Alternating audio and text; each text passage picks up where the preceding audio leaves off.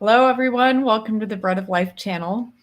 I am going to be taking your complaints about God and religion today. So you're welcome to share those in the chat. And I have some that I've printed off that I will read that people have written to me.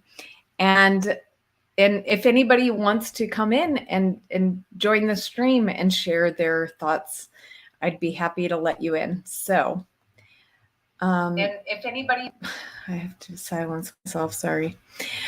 Okay, so let's go ahead and start with this comment that came from Dan.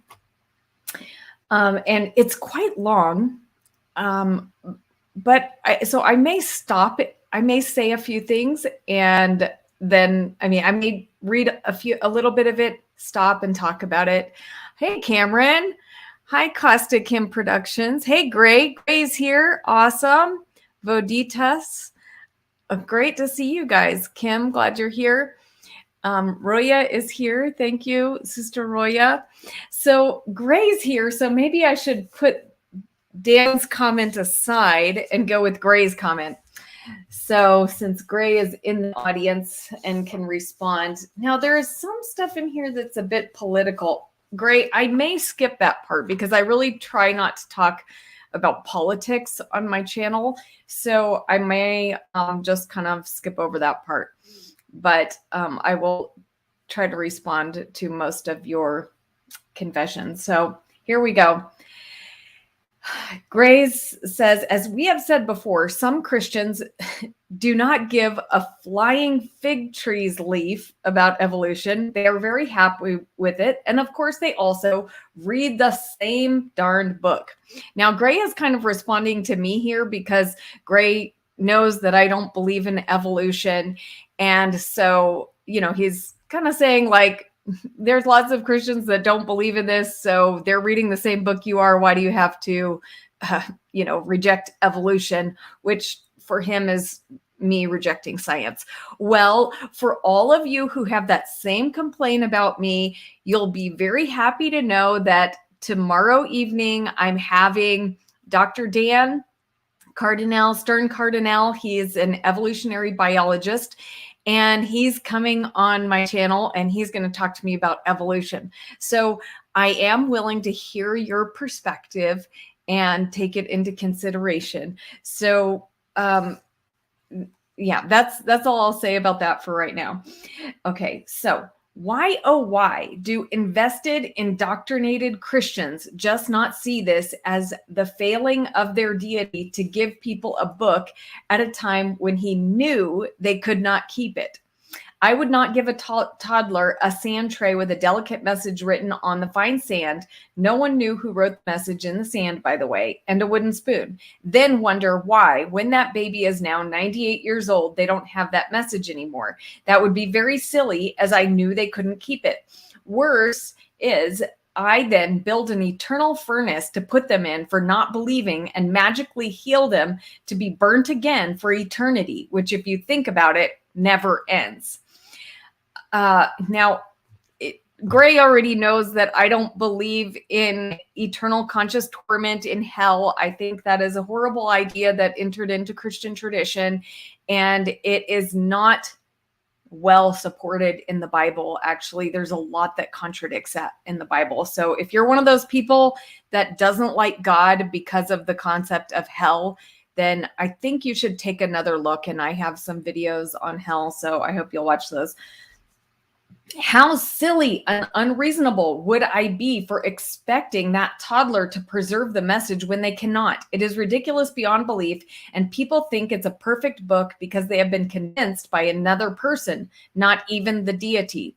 Okay, so, I think this is a fair criticism, Gray. He's saying like people are convinced that the Bible is a perfect book because they were taught that by other people, that God didn't teach them that. And, I kind of agree with that. In fact, I don't even think the Bible itself teaches us that it's a perfect book. I cannot find anywhere in the Bible where the Bible describes itself as a perfect book. And in fact, it's a collection of books. So it's not just one book. But I mean, even, the text does not say that about itself. So however you understand the Bible, you should probably consider where you're getting your idea about what the Bible is. So I think that was a great point to make, Gray. Thank you. So he goes on, while I know you don't believe that necessarily, many millions of Christians do. Now, he's referring back to his comment about hell. And he says, they all read the same book. So can you say you have it correct? Can anyone say they have it correct? No, of course not. But that does not stop then. Okay, now I'm skipping a little part about that's a little bit political. So the problem is, sorry to say, I will say stupid, warning, stupid, indoctrinated, invested, idiots allow their beliefs to inform their actions. And so, okay, Gray is talking about abortion here. He's talking, I didn't want to get into politics, but I'm kind of messing up his confession by not mentioning it. So that woman's life is messed up permanently now. Her body has changed forever, and she could die giving birth, suffering tremendous complications and a lifelong resentment of that baby forever, reminding her of that traumatic event. He's talking about people who are raped and can't get an abortion.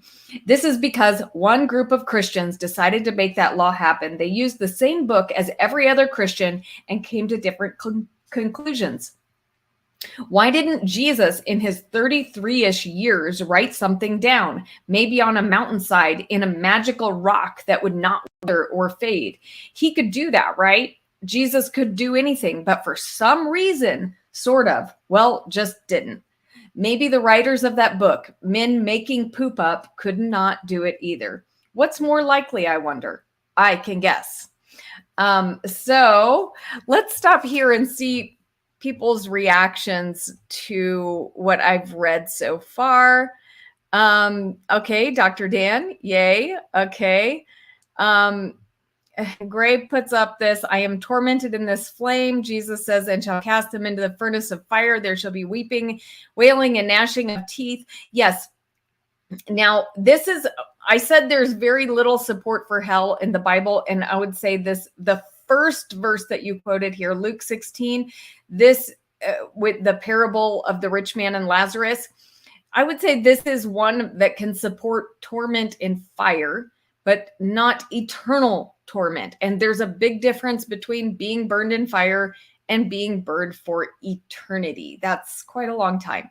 So it was clear in the parable that the man was being punished. It's not clear that that punishment is going to go on forever. But I would say that's probably the best support in the entire Bible for the concept of eternal conscious torment.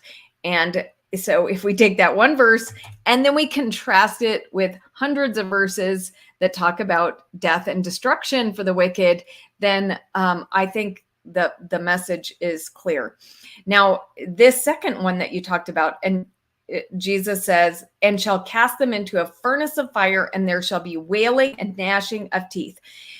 Now, when I say there's not a lot of biblical support for hell, I'm talking about the idea of eternal conscious torment. There is lots of biblical support for destruction and destruction by fire. Okay. So this casting them into a flaming furnace of fire. Yeah, you're going to find a lot of that imagery in the Bible. There's a lot of talk about the wicked being burned up. But when you put stuff in a fire, it burns up. It doesn't stay alive. Even it says, okay, wailing and gnashing of teeth. Yes, so people are going to be angry and sad when they are being thrown into the fire. It does not say they're going to keep weeping and gnashing their teeth for eternity. That is just a bad idea that came into Christian tradition. There's nothing in this text that makes it sound like this is something that's going to be ongoing. That is just something that has been seared into our collective conscience as this idea of hell has been perpetuated for very long time. So, okay, let's go on. Zing says the New Testament was written by Romans. It's so obvious where it's coming from. Okay, thanks for sharing your thought. Bob says, my atheist confession, I confess that I'm guilty of years of failing to use good epistemology and sound logical thinking. Thank you for sharing that, Bob. Youthy says, the Bible doesn't speak about itself because it wasn't planned for those books to be compiled. You know what? I agree with you, Youthy. I don't think that the writers of those books, I mean, in some cases, like if you agree to Mosaic authorship of the first 5 books, then okay, those were intended to go together. But I would agree with you. I think in a lot of cases, the writers didn't even realize this was going to be passed on. When Paul was writing the letters to the churches, I don't think he knew that it was going to be passed on. If he did, I bet would have left out some of the stuff. I mean, he's got stuff in there about, I wish those guys would just go and emasculate themselves. Maybe if people are going to be reading this for 2,000 years, you might not use that kind of language. But so let's see. Okay. Youthy says abortion is politics. A woman's rights shouldn't be politics. I am. So the reason I'm saying this is politics is because we're talking about a specific law, in a specific place, and so I really don't like getting into politics, guys. I mean, it's sort of like religion to me. So it's not really great. I prefer not to talk about it on my channel. I'm talking about faith, God, and, things related to Christianity or other religions. Bob says, part 2, to gullibly accepting what I was told by people who had never bothered to verify that what they were saying was true. I wonder how they would verify that what they were saying is true. And I'll just tell you guys, I can't verify that what I say about Jesus is true. So there's a lot of things in the world that, we cannot verify that they're true. So let's keep going. Okay, Gray says, but that law was created by Christians using that book. Well, it may have been, but not all Christians are creating that law. So I prefer to stick with things that are, outside of that realm. Kim says, you cannot talk about modern Christianity and avoid politics. This is getting, I have to say, it is getting harder and harder because I think the church in America, I have to say, I mean, this is not true everywhere in the world, but unfortunately, the Protestant church in America has become very closely tied with politics. And so I hate to admit that. I don't want that to be true. So I want to be part of not making that true. And I don't, that's one of the reasons I don't want to talk about it. So Cameron says, if you can't verify Jesus's words, why quote them with certainty? Well, we all make choices about what we believe. And I believe what Jesus said in the Bible. I believe that what is written in the Bible is what Jesus said. And so, like I said, I cannot verify with certainty, but this is the story that I believe. This is the testimony I believe. Everybody's welcome to, evaluate and have come to their own conclusion. So I'm not telling anybody else that, they should believe it's absolutely true. But I do believe it. Zing says, after all, Jesus was invented for social, political, militaristic reasons, so can't escape politics. Okay. let's see. Spartan says, well, Jesus didn't speak Greek, so it's not the exact words. By the way, I skipped some comments. Sorry about that. Greenie says the case for Christ. Bob says, part 4, to use Occam's razor to find the truth in other areas of my life, but ignoring it when it came to questions about the supernatural. Greenie says, Lisa Strobel set out to disprove Jesus, then became a Christian due to the evidence he found. And there are lots of people who have done that and came to the same conclusion that and decided to put their faith in Jesus.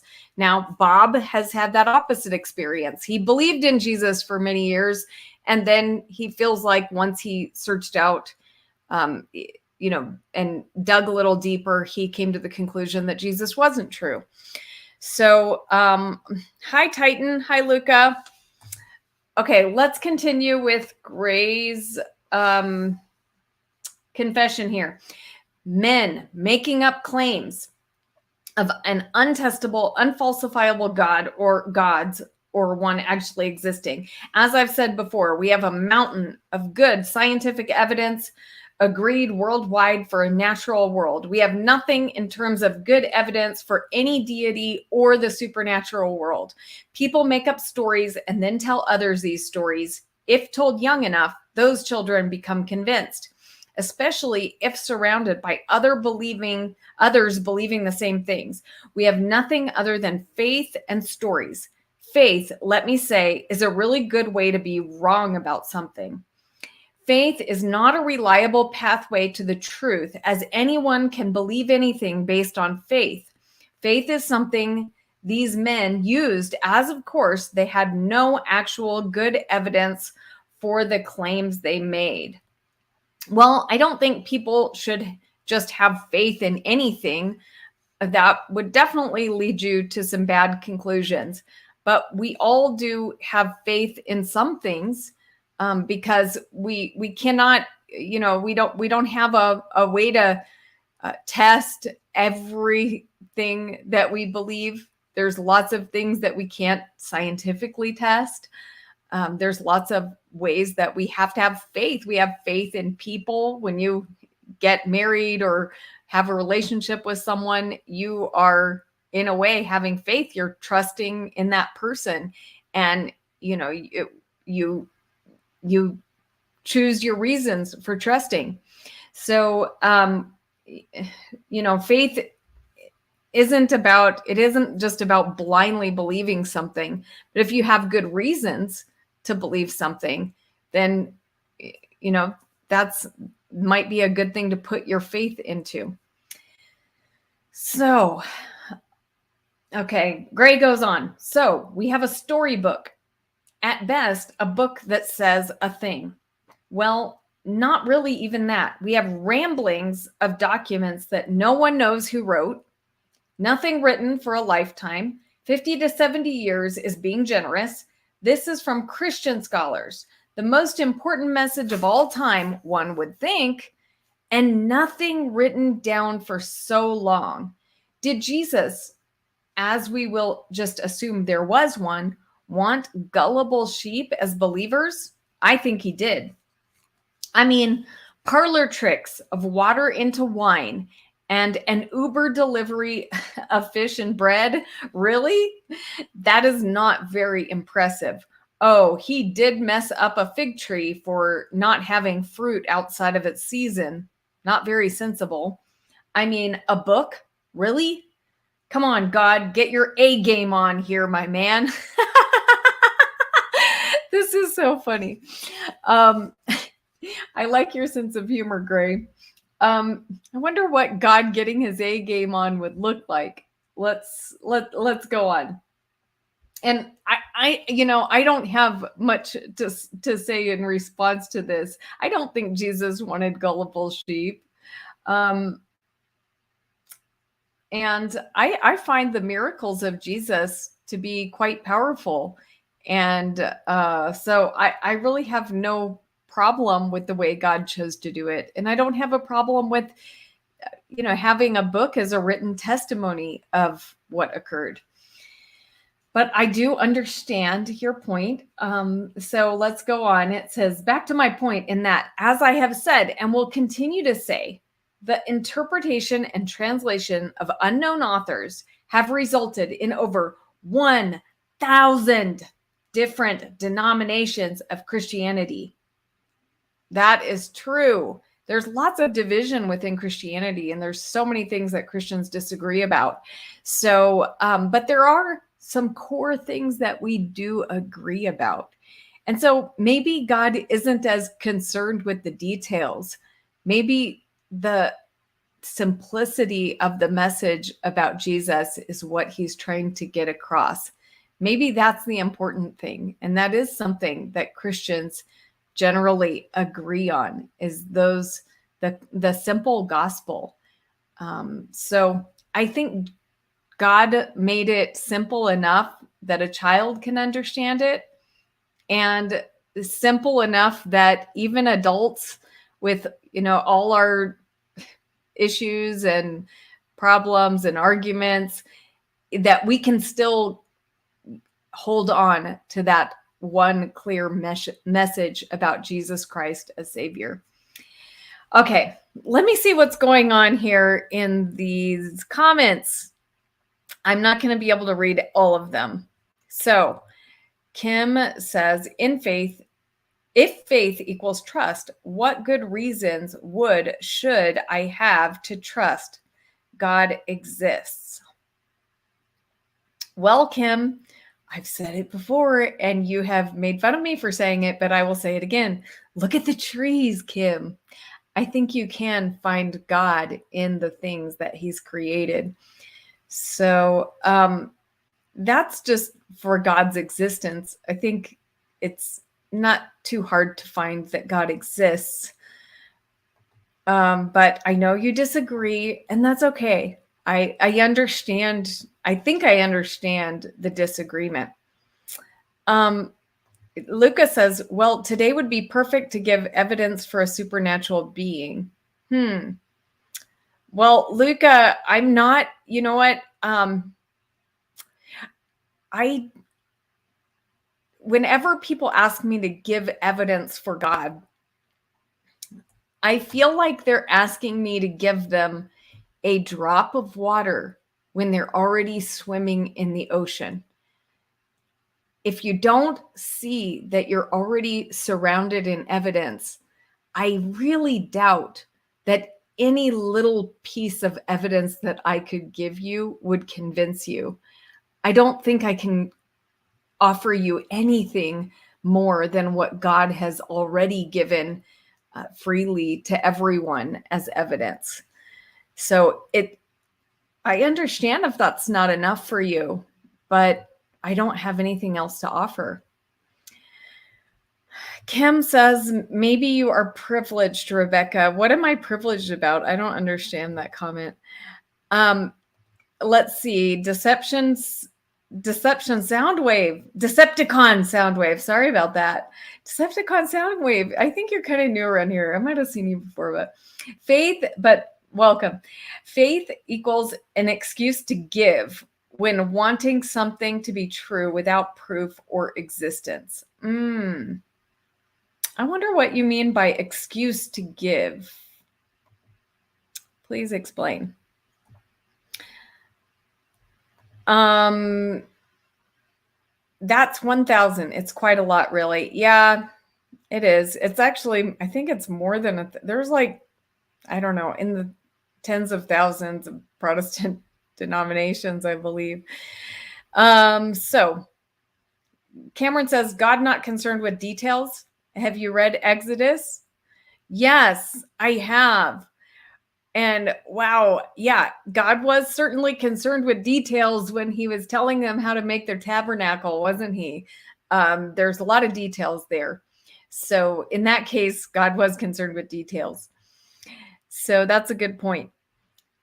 So Spartan says, a lot of denominations are more for business reasons than different beliefs. Not saying it's a good thing, just something to point out. Okay, thank you for pointing that out, Spartan.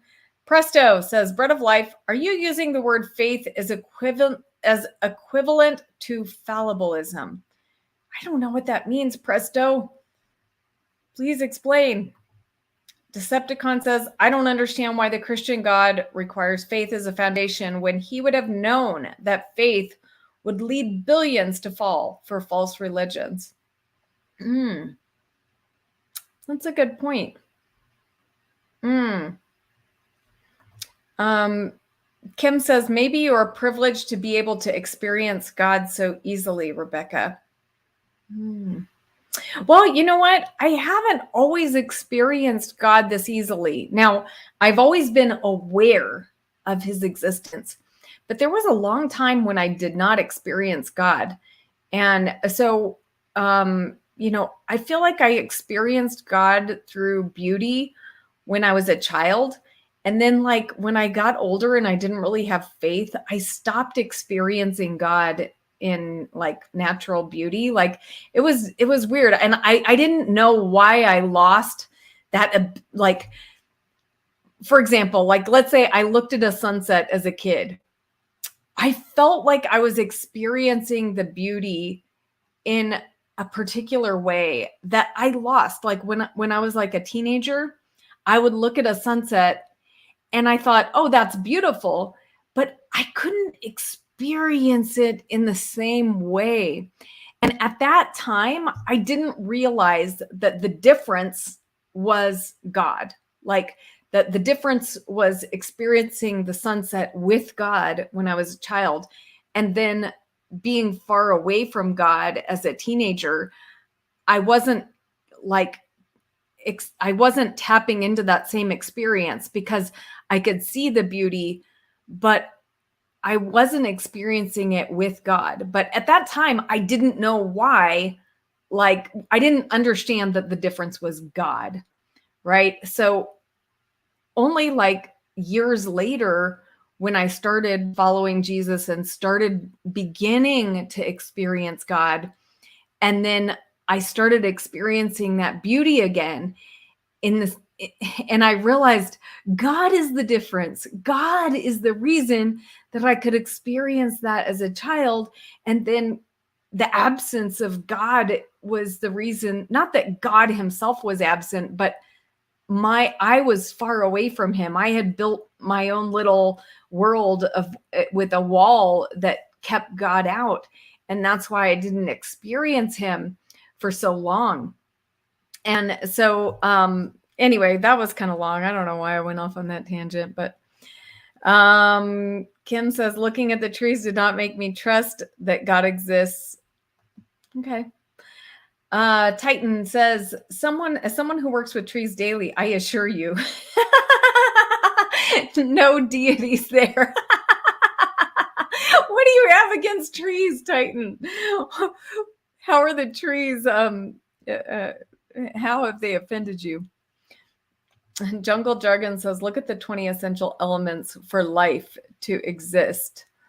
Okay, Lucas says, Bread of Life, I was not asking you, but God. Okay.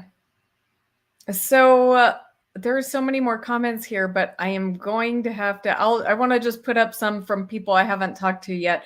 Vodita says, do you know what kind of people will be destroyed forever by God? Is unbelief a reason enough? Well, I do kind of have an idea, and my Bible is farther away from me. I can't grab it right now, but I can actually I'll look it up really quick. A verse in the Bible, I'll pull it up just on my computer, and I'll read directly from the Bible what it says about what type of people will not be in God's kingdom. So it talks about let's see. Okay. And try to bear with me as I read this, because you might not like it. So this is Revelation chapter 21. It says, he said to me, No, let me start at verse 5. He who was seated on the throne. No, let me start with the good stuff. I'm going back farther, okay? So I heard a voice from the throne saying, look, God's dwelling place is now among the people, and he will dwell with them. They will be his people, and God himself will be with them and be their God. He will wipe every tear from their eyes. There will be no more death or mourning or crying or pain, for the old order of things has passed away. He who was seated on the throne said, I am making everything new. Then he said, write this down, for these words are trustworthy and true. He said to me, it is done. I am the Alpha and the Omega, the beginning and the end. To the thirsty, I will give water without cost from the spring of the water of life. To those who are victorious will inherit all of this, and I will be their God, and they will be my children. But the cowardly, the unbelieving, the vile, the murderers, the sexually immoral, those who practice magic arts, idolaters, and all liars, they will be consigned to the fiery lake of burning sulfur. This is the second death. So you asked, is unbelief enough? And I even though that does say unbelievers, I do think that there are sometimes people have good reasons for not believing. So, like, as we understand that verse and that passage, keep in mind that God is the most loving, compassionate being in the universe. So he understands exactly what's going on with every person. He understands reasons for people's unbelief. And some people do have really good reasons for unbelief. I don't know how many of you saw it, but Taylor was on my channel a few days ago, and he was taught some really difficult things at a young age about God, about God's character, and really taught to fear God and hell, and fear was like just really seared into him. And I know that's true of Gray. And so, Gray also experienced being taught the terrors of hell from a young age. And, for both of them, that has caused some major psychological damage. And, God knows that. God understands that. So, God isn't just this like callous being that's just, consigning the wicked to death with no reprieve and no consideration. Actually, Jesus, if you notice in those words, he said, I'm making everything new. And he said, I'm giving freely of the water of life. This is why he came. All of us, look, we all needed a savior. If Jesus did not come to save us, okay, then would this apply to me? The people who get shut out of the kingdom, the cowardly. Have I ever been cowardly? Yes. Have I ever been unbelieving? Yes. Have I ever been vile? Yes. Have I ever been a murderer? Well, I hope not. I don't think so. But Jesus also said that, when we are speaking against other people, we're in just as much danger of judgment than than someone who murders. So I'm guilty of murdering other people in my thoughts. The sexually immoral, I've been sexually immoral. Those who practice magic arts, I've done that. The idolaters, I've done that. And all liars, I've done that.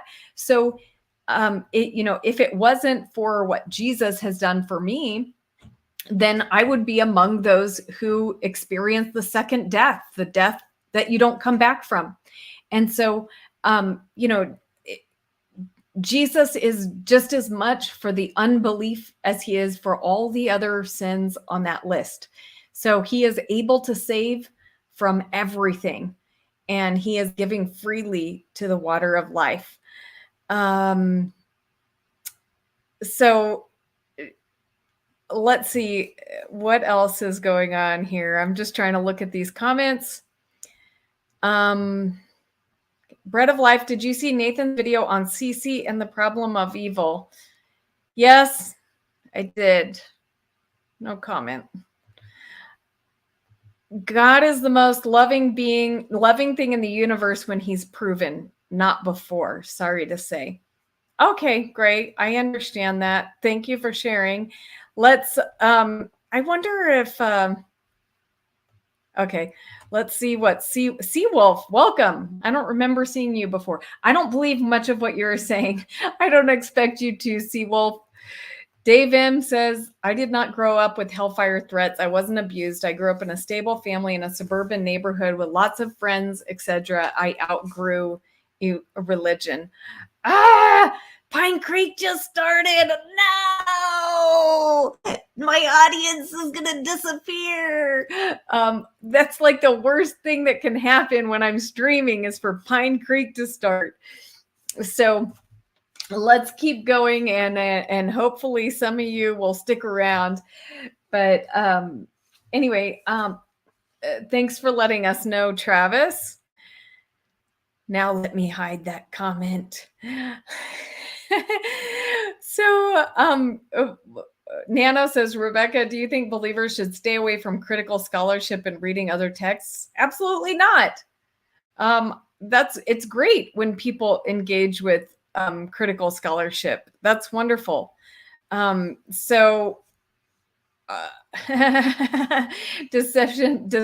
Soundwave says, see you later, you flag waving phony Christians, LOL. Oh my goodness. Okay. Well, and Luca's leaving me for SFT premiere. Really? Is he premiering right now? Okay. So here we go. Back to Gray's complaints here. Oh, this part is hilarious. This is so good. I love this. Okay, so back on with it. So God built the universe. Sounds easy to say, doesn't it? There he is. Probably sitting around bored, maybe? This God all by himself, nothing to do, not a peep, no people to drown in a great flood yet. Really bored. It's not like he has a TV. What is this God to do? It is dark, and there's nothing but the supernatural world of magical wishes and whatnot. The natural, physical, real world has not been clicked into existence yet. Christians, in my experience, don't go that far back. It starts for them with the God making stuff up in a book, and that then repeats itself just a few pages later and also mixes up the order and contradicts itself immediately. Why is that, I wonder? So Gray is complaining about, the creation story and how Genesis chapter 1 and Genesis chapter 2 kind of tell two different creation stories. There's a couple of different ways people think about that. One is kind of like the first chapter is like the big picture, and then the second chapter is kind of just a telling of different aspects, the filling in the details, kind of like a zooming in. Then some other people feel like these are two creation stories that were just kind of merged together. And I don't really know. So, I mean, I've never really had too much of a problem with those creation stories and like the differences between them. Anyway, back to the board, and clearly a very lonely God sat there in the dark. I wonder if he invented himself. Did another God invent that God? Did that God always exist? Wow, a bored God. He had no people to kill yet. No wafts of burnt offerings. No people to watch being naked and having sex with the wrong people and then getting all upset. No one with a jacket to keep them warm because of the poor design of people and the harsh planet he made, which was made of different fabrics and maybe eating prawns at the same time. That's a no-no. God does not like that. And so the eternal fires. At least you could cook the prawns, maybe. I always forget that God does like a good sacrifice, doesn't he? Until the big ol' U-turn. But we don't speak of that. Bad cop, good cop, God. Is Cameron still here? I feel like Cameron would like this. Okay. Bob says, Thank you for sticking around, Bob. Whoops, this is not the one I wanted to put up. I'll stay here and watch Doug later at 1.5 speed. He isn't hard enough on Trump, ticks me off. Let's see. If Pine Creek prays hard enough, everyone will leave here and go to his stream. Oh, good. Cameron is here. Cameron, are you enjoying Gray's complaints about God and the Bible? Okay, let's keep going. With no people yet, there are no instructions to cut off. Great. This one's really cracking me up. With no people yet, there are no instructions to cut off foreskins as a wedding gift. Had he not thought about creating a Walmart yet, there would be less blood and yuck if he did. Watching down from above as a super proud parent, as seeing his creation's babies are swept out of the arms of their mothers and drown in a worldwide flood, gasping for life, the children die horribly, and don't forget, this is a good God. I'd hate to see what a bad God looks like. Okay, well, I've already done a whole video on this God drowning people in the flood thing, so I don't know if I should make too much comment on it, but I will say this. God does not desire that anyone should perish, but there are times when God has had to kill people because their actions were very wicked, and the flood is an example of that. It says that the earth was filled with violence. So there are times when God kills people, and I know that is offensive to a lot of people. It doesn't really offend me. I'm okay with letting God be God, and he has the right to give life and to take it away when he sees fit. So, let's see. God thinks, I know, I need special pets to torture and kill. I had better build an aquarium for them. So let's go overboard and have 100 billion galaxies in the universe, each containing about 1 billion trillion stars. Each on average can have a planet. To keep the numbers simple, it's around a staggering 22 sextillion. Almost ran out of fingers to count that little lot up. So what is a sextillion? I hear you say. A sextillion is a number equal to a 1 followed by 21 zeros. So God sat and thought about this aquarium. It needs to be impressive. Let's go large. Admittedly, these puny tiny creatures will not know the scale I used for either 6 to 10,000 years or 14.7 billion years. But what the heck? I'm going to build from nothing in the dark. A sextillion planets. And maybe, yes, well, he didn't say that. He put all the zeros. So I'm assuming that's how many zeros are there, but I don't know. Maybe, yes, I know 100 billion trillion stars. There we go. And I'll just click my fingers, poop them into existence. People, that's what I'll make next. They will be impressed when they twinkle at night. Getting to my point, finally. Okay, this thought came about because of this question and answer on the internet. Before you read it and get upset by the heresy of it, just read it and think. Many Christians think about Lucy and say, cool science. However, God is great.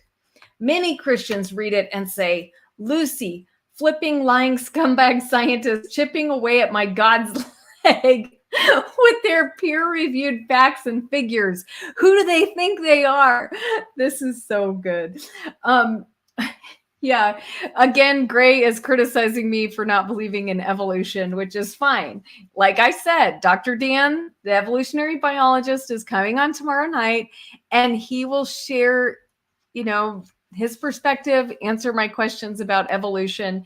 So hopefully that will satisfy you guys. I know you probably wouldn't be satisfied until I accept evolution, but at least I'm listening to someone else's perspective. So, why should any atheist give one jot about the Bible and the claimed God that many Christians force down your throat at all opportunities until the Christians finally decide what is right and what is wrong in their own beliefs, in their own holy book? Then offer the good evidence for those claims when they finally all agree. Until that happens, or the God actually shows up, why should any atheist care about it for more than 1 second? unless you are the pregnant woman living in Texas, that is. A loving God would do that if a few believing Christians came together and asked for it in his name. It says that in their holy book. Does that mean that there is no actual true believing Christians that have prayed for the same thing? Now, this is an interesting point, because it is true that the Bible says, where two or more gathered in my name, I'm there with them. It says if two of you agree upon anything, it will be done for them. Jesus said, anything you ask in my name, I'll do it for you. So there's lots of promises in the Bible about what God will do when we pray. And I have to just be perfectly honest with you guys that, I don't see the answer to all of my prayers. I don't see God responding in the way that I hope every time that I pray. And so, it is a little, I don't know what to make of those Bible passages, because nobody had to say it that strongly, right? I mean, Jesus could have said something like, hey, if you pray and your prayer is for a good request that I approve of, then I'll do it for you, But there's much stronger words. So I think Gray is making a good point here. The way that I kind of think about it is that our prayers for good things will eventually be answered. And so if not now, then in God's kingdom to come. So, if I'm praying for someone to be healed of cancer and they are not healed of cancer in this physical realm that I see, when God's kingdom has fully come, I will see them healed of cancer. And so, and for, all the other types of things that we request, this is the way that I think about it. Eventually, all of our prayers will be answered in God's kingdom. And in the book of Hebrews, it talks about that the people of faith, often they did not see the promises fulfilled in this lifetime. In fact, they often were persecuted and harmed and, stoned, sawed in two, and they did not receive what was promised. But they continued on in faith, and they will eventually receive the promise. So Gray says, Seawolf, I'm not Rebecca honest. When you say how about ditching the Gray character? Gray says, Seawolf, you're entertaining. Hi, Lance. Good to see you. Okay, we got a lot of people. Wow, there's a lot going on in the chat, guys. I wish I could get to everything, but let's keep going with Gray's confession here. Okay, so shoving down your throat in all opportunities. God shows up for more than 1 second. Okay, question from the internet. Is it true that evolutionary scientists did a repair job on Lucy's skeleton using a monkey bone, or is that a creationist misrepresentation? The answer from the internet, as a rule of thumb, anytime a creationist says something about Lucy, it is almost always going to be a misrepresentation. You know the phrase, I love Lucy? It didn't come from a creationist. By the way, there's still several more pages. So I don't know if I'm going to finish this whole thing, but let's keep going. Creationists hate Lucy. Why? Not only is she about as perfect as a transitional form, which they say can't exist, as one could find between humans and other apes, but she's also well-known and popular among the general public. Nearly everyone has heard about Lucy, even if they don't really understand what she was and what she represents. Lucy is a member of the species Australopithecus afarensis. Her remains were found in 1974 by in Ethiopia by a team led by Dr. Donald Johannesson. She's named after the Beatles song Lucy in the Sky with Diamonds because it was the song played in the camp the night they found her. Lucy is about 40% complete and clearly shows a mixture of primitive and derived hominid traits.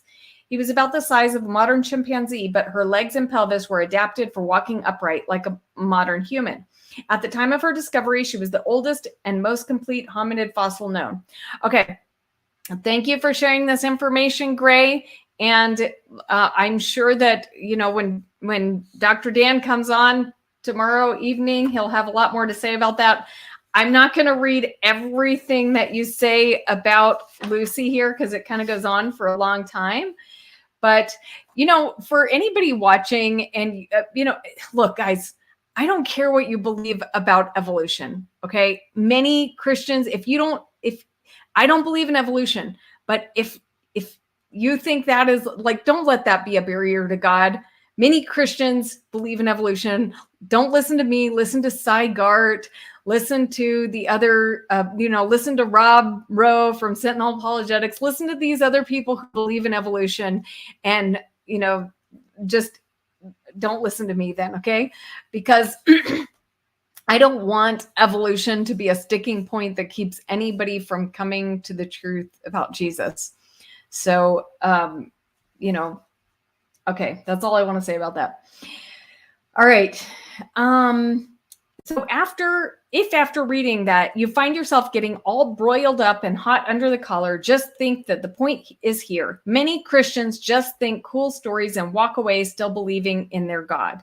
The media method that God gave people who could not keep it, i.e. a book, was utterly silly considering the alleged importance of the message. We should not have over 1,000 different Christian denominations. If a person does not like church, they move on, like a church, they move on to the next one. How does that reflect the truth of the God claim? As I said at the start of this, Christians all read the same darned book and come to very different conclusions.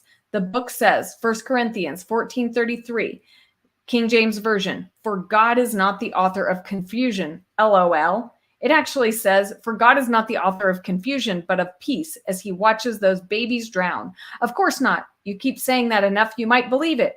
A loving, peaceful, baby drowning God. That's so cute, fluffy, and peaceful. Not. Matthew 10:34, Jesus, who is the same God, said this. Do not think I came to bring peace on the earth. I did not come to bring peace, but a sword. So much confusion going on here. The same deity is both peaceful and, well, not peaceful. This sort of nonsense is why there are so many different Christians and why I'm totally unconvinced by the claims of the Christians. Christians need to sort this stuff out before making laws that affect women's health in Texas, for example. Okay, so let me address this point about the Jesus saying, do not think I came to bring peace on the earth. I did not come to bring peace, but a sword. I haven't done a lot of work on, different interpretations to that verse. I will just say that verse is kind of a perplexing verse. I don't think it really corresponds well with most of what Jesus said. So I'm wondering what kind of work scholars have done, and Spartan Theology, if he's still around, might shed some light on that, because I know this is the kind of stuff he likes to look into. So, but that would be a good verse for me to kind of look into and see if there's something I'm missing about the interpretation of that. But I don't think, from Jesus's teachings, we don't see Jesus teaching people to go out and kill. We do see Jesus teaching us to be peaceful and, to even turn the other cheek, to love our enemies. So I think there's something more to this. I did not come to bring peace on the earth, but a sword. So, yeah. I think Gray is expressing a lot of issues here that are, very valid. And he did it in a really funny way. So I like this confession. Thank you for sharing that. Jamie Russell says, Scripture is a sword, the division to the world. That's an interesting interpretation of it, that, like, the metaphor in Revelation of Jesus having the double-edged sword coming out of his mouth, kind of like, his words are piercing people's hearts. And so it's kind of dividing people one from another, how, whether you listen to Jesus or you don't accept the truth that he is proclaiming. So Danny says Christians are just indoctrinated. Okay. Evidence and Reason Sal says, for the preaching of the cross to them that perish is foolishness, but unto us who are being saved, it is the power of God. Lance says, Christians seem to do this. If they dislike the outcome of a literal interpretation, then it's a metaphor. If they dislike the interpretation as a metaphor, it's literal. It seems like motivated reasoning. Yeah. Well, I will say this, Lance. There's a handful of passages in the New Testament that I really don't know what to do with. I don't know what they mean. And that verse about Jesus not coming to bring peace, but a sword, that one really doesn't make sense to me. So I don't necessarily want to make it a metaphor, but I don't know what to do with it. But so I will just leave it at that. I won't say that I understand it. I won't make it into a metaphor. I just say, look, that's one of those passages of scripture I don't know what to do with. So, yes. And Dave M says, well said, Lance. Yeah. So what does this say? She did it live just now. Okay. Lance said, that's a good response. I like when people acknowledge they just don't know the answer. It's weird when they act like they know the answers. It's one thing to say God is infallible. Okay. And then it's another for Christians to act like they are infallible. Cool.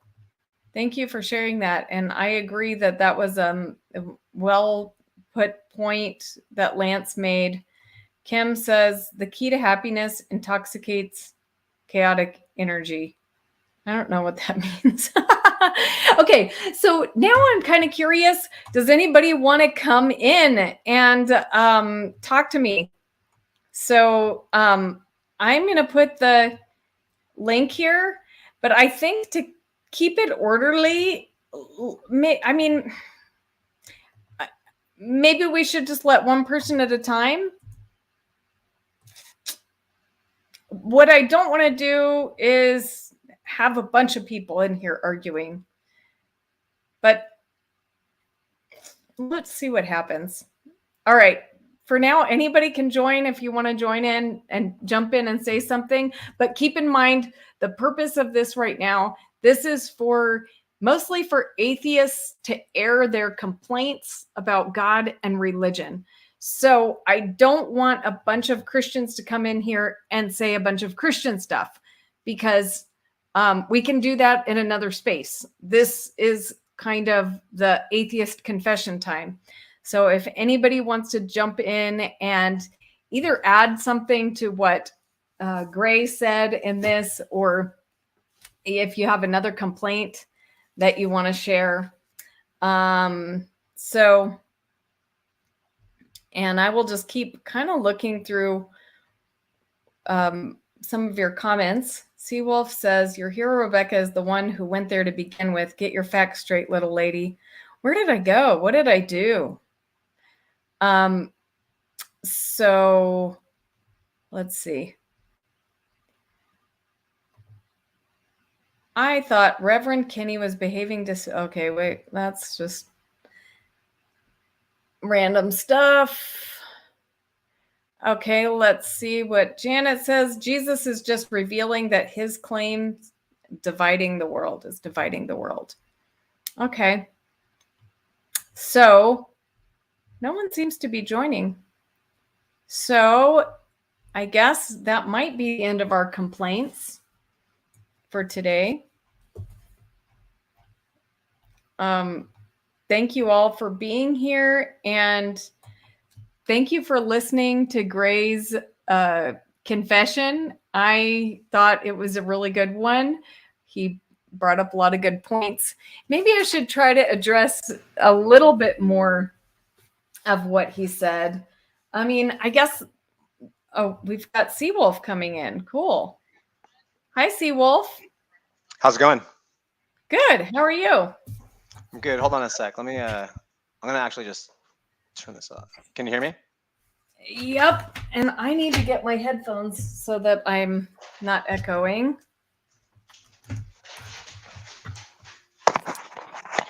Okay. All right, are you there? Am I coming through clear? Yep. Cool. So in the chat, there's some stuff going on. Your friend Greenie was calling me pervy because I mentioned how you, basically I was trying to address a question that seemed pretty straightforward, but didn't seem to reach you. You had mentioned a cat healing experience in the past where you had reached out to God somehow and talked with him about miracles, and then the healing occurred. Yeah. And then later on, Doug asked you to talk about your last God experience, and you didn't bring that up. And then what I wondered was, do you not consider that a God experience? And as I've kind of just got the implication of, based on what the words were that you used when you were speaking with Doug, when he did ask you for an experience, you got really kind of apprehensive about it. You didn't want to share anything with him right then because it was too intimate and personal. And then you said, well, I mean, I could ask you what you and your wife did, but would you tell me about your last sexual encounter? As if you were correlating the experiences. And I couldn't help but do that simply because that was the word choice in the context of which you use them. So I was trying to figure out what's going on here with your God experiences. It seems like based on what I've understood from the words you use, it sounds like they're kind of risque. Is that what's going on? No, not like that. No. Then why didn't you just share an experience with Doug about your cat healing? Because I'm not saying Does that count? That doesn't count as a God experience?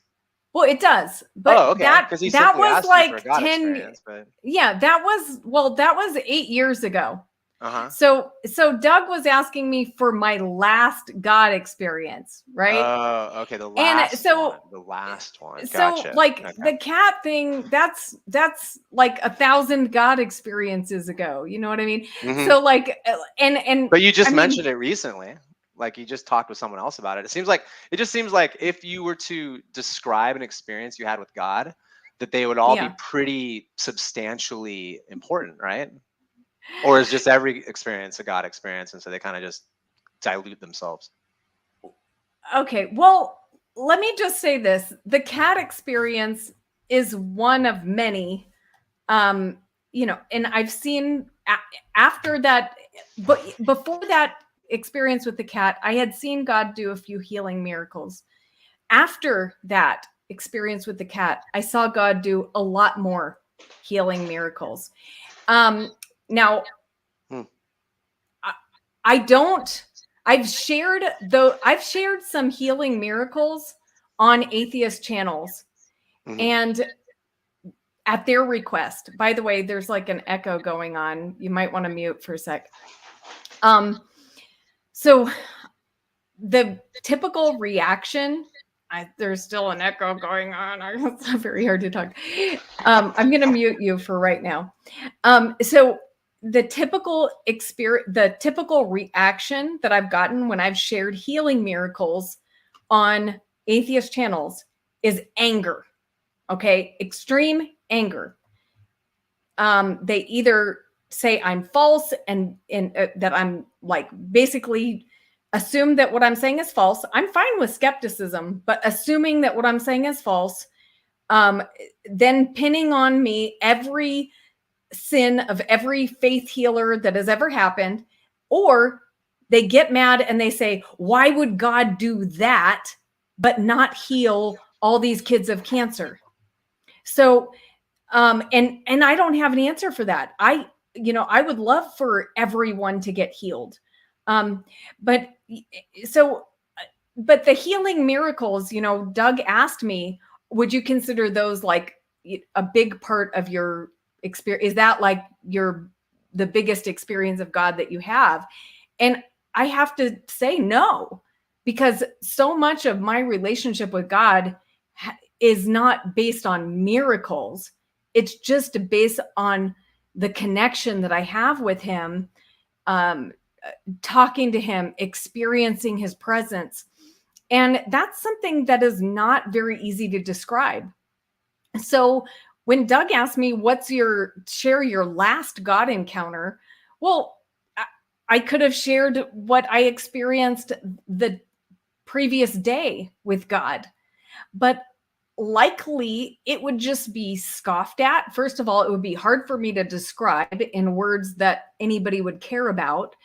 And it would be dismissed and scoffed at.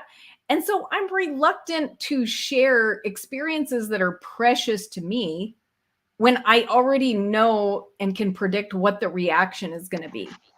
Does that make sense? Yeah, and I wanted to make sure you finish speaking before I speak. Am I echoing at this point? No. Okay, perfect. That's going to be the key, I think. This is a new headset thing, so I'm not sure how this is working. And that's fine. I just wonder where the veracity in your claims are then. It just seems like I could say that about anything. And I do say those things. You know, I use this as an example regularly where we talk about this subject matter and I say, well, I wish they would just concede that these are ideas that work for them in their own mind instead of positioning them as factual. And I have tons of romantic vision quest notions that I experience through my head daily. I do tons of things that are creative in my mind to make sense of and get through reality as it exists, right? So I'm not expecting anyone else to agree with me or believe those things. However, it sounds like when I speak with theists, they all have all these different stories and none of them seem to match up or align. They usually breed incoherence amongst all of them. And it just seems like you guys kind of diminish the own veracity of your tales, just like you did right now. That's just kind of the vibe I got. So it seems like there's nothing you could have said to Doug that would have been impressive, or does it matter? Like I'm just trying to figure out what the God experiences could be to you that would be so profound if you couldn't just describe it to somebody. I don't understand. And I guess that's why I was following up with you, because I've heard you speak with Doug a couple of times. There's been a few glitches in your stories. I feel like you're not consistent. And I feel like that's kind of evident to every person who's not a believer as well. And I think it's just mostly stuff that could be totally avoided if you just came out of the gate first thing and said, hey, just so you know, all of my beliefs and opinions about theology, what the Bible says, what gods think and desire, and what happens to you after you die are merely my personal opinions. And you could avoid all of this, and then we could all just have a chuckle and talk about our personal things, just like people have meditations and, you know, positive affirmations they use on calendars and things like that. Like maybe that's how we could just perceive what Christians are doing, and everyone would be okay with that, and then we wouldn't have to worry about it being involved in social policy and stuff like that. You know what I mean? Don't you think that's a good kind of resolution?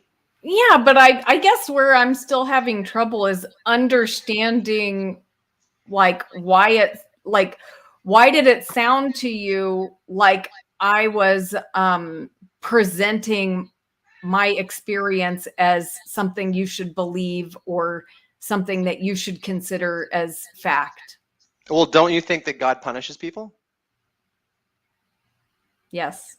Okay, so isn't that a risk inherent to my belief that you like may not be telling me what's really going on? I mean, it seems pretty straightforward. We've gone over this a bunch of times on different channels. Like you're making claims and there's a risk, right? You got to do risk assessment. So I want to believe true things, right? I want to believe things that are true. So if there's a guy, right, like a male deity that that judges people and punishes people, whether it be eternally or temporarily, I'd really like to know about it. And it seems like all the stories are just kind of convoluted and all over the place and like spaghetti monsters. They just don't really end up as being anything except stuff in a bowl that people throw against a wall. So I'm just trying to figure out if what you say is true, then give me a God experience so I believe you, because I can't tell you I've had a God experience. I could tell you crazy stuff that's happened to me, but I would never tell you why it happened or what the explanation was. And I bet you it'd be pretty impressive and fun and interesting, and you might even go, wow, that's crazy. But I didn't hear any of that from you. So it sounds like your Christianity doesn't have that much oomph to it, in a sense, Does that make sense? Yeah, it does. That's just my I'd opinion. love to Again, hear about. I'm not, I'm nobody. I'm just a guy who's been listening a little bit and caught you with Doug, and I work at home, and so I'm online all day, so I can. So what kind of stuff what kind of stuff would give the oomph? Something.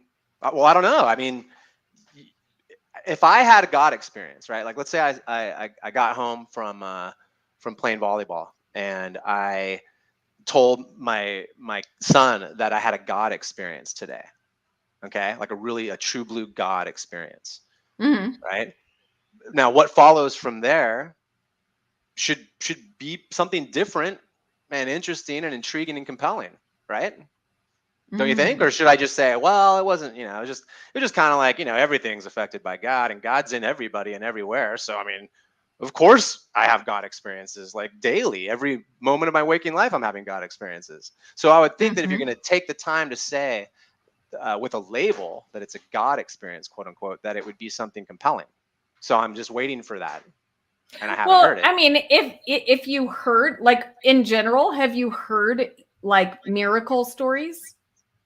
Yeah, and they're all debunked.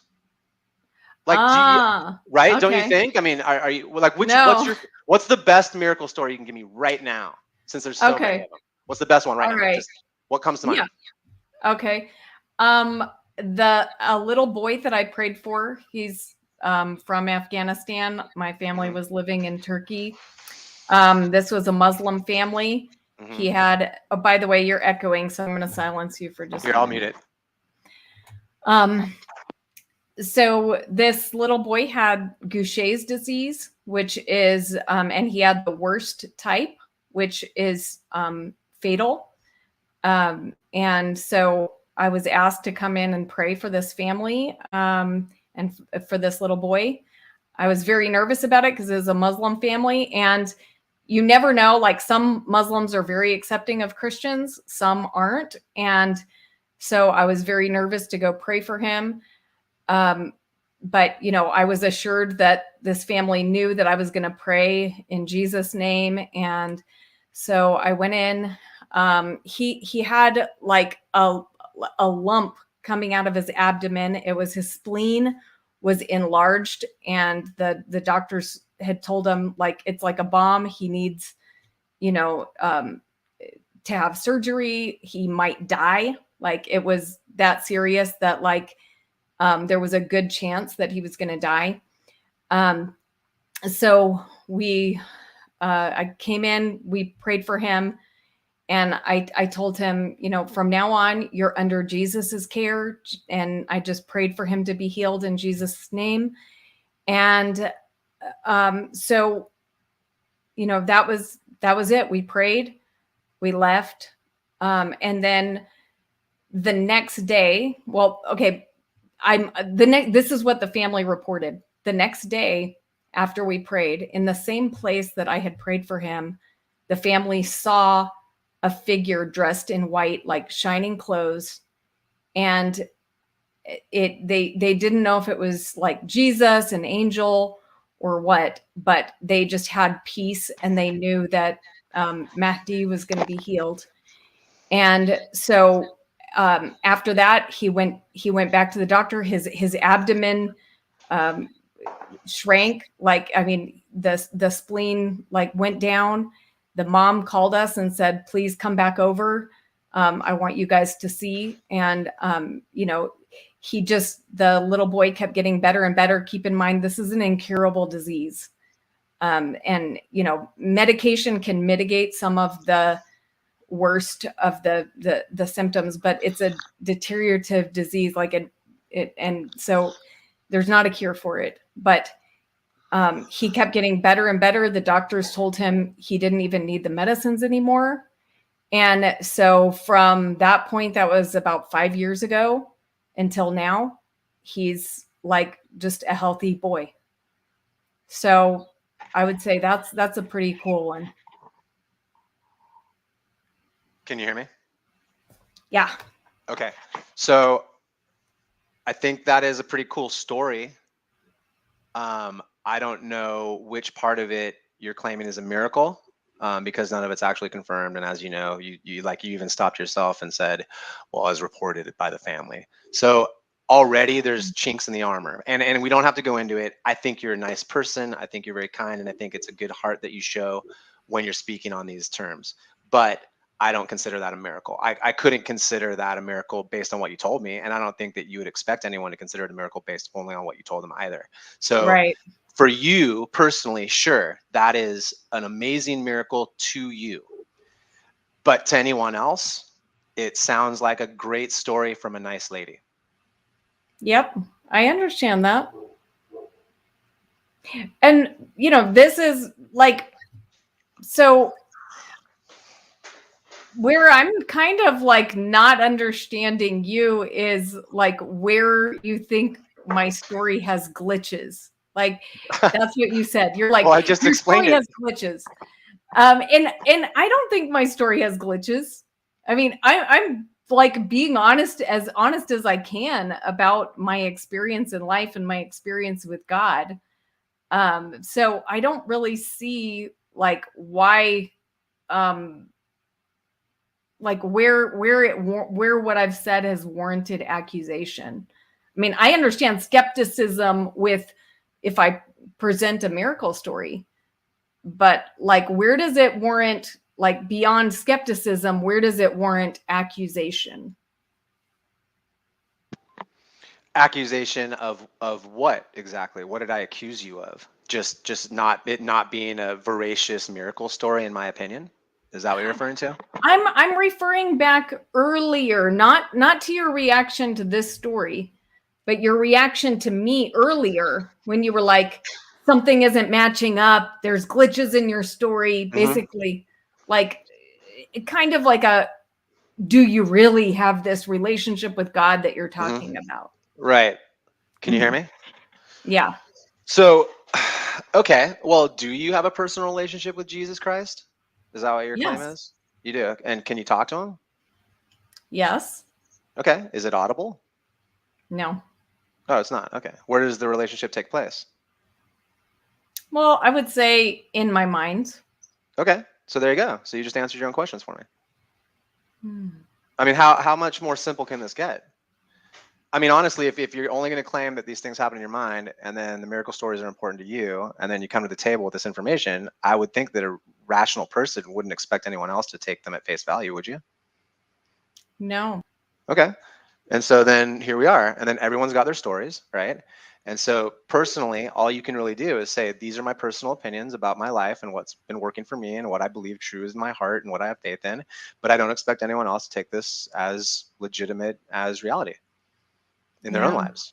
I mean, honestly, and then we could avoid a lot of, I think, some of the hostility that you feel from atheists, because I think what happens a lot of time is atheists just get kind of insulted in a sense, right? Which we say, oh, we got thick skins and strong backs and all this crap, and it's just insulting to intelligences, I think, is what's going on. And so it gets frustrating to hear people's stories as if they're to be believed.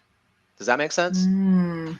So it's kind of just like mind numbing. We're like going, wow, this is like still going on, and none of these guys really even know what they've been commanded to believe about any of this in the first place. So here we are, just scratching our heads going, well, seems to work without the God part, and they keep arguing amongst themselves and then coming up with these wacky stories. So I'm just kind of being truthful about it. That's pretty much it. Just sounds like we could avoid a lot of it if up front you guys just said, these are the things that work for me. They don't even work, because honestly, if you were sitting in church, I highly doubt that you could tell me with an honest face that every person within 10 feet of you radius, you agree with their theology and their fundamental principles of Christianity. Oh, I most certainly don't. Yeah. Right. So then how could we, wait, hold on a second.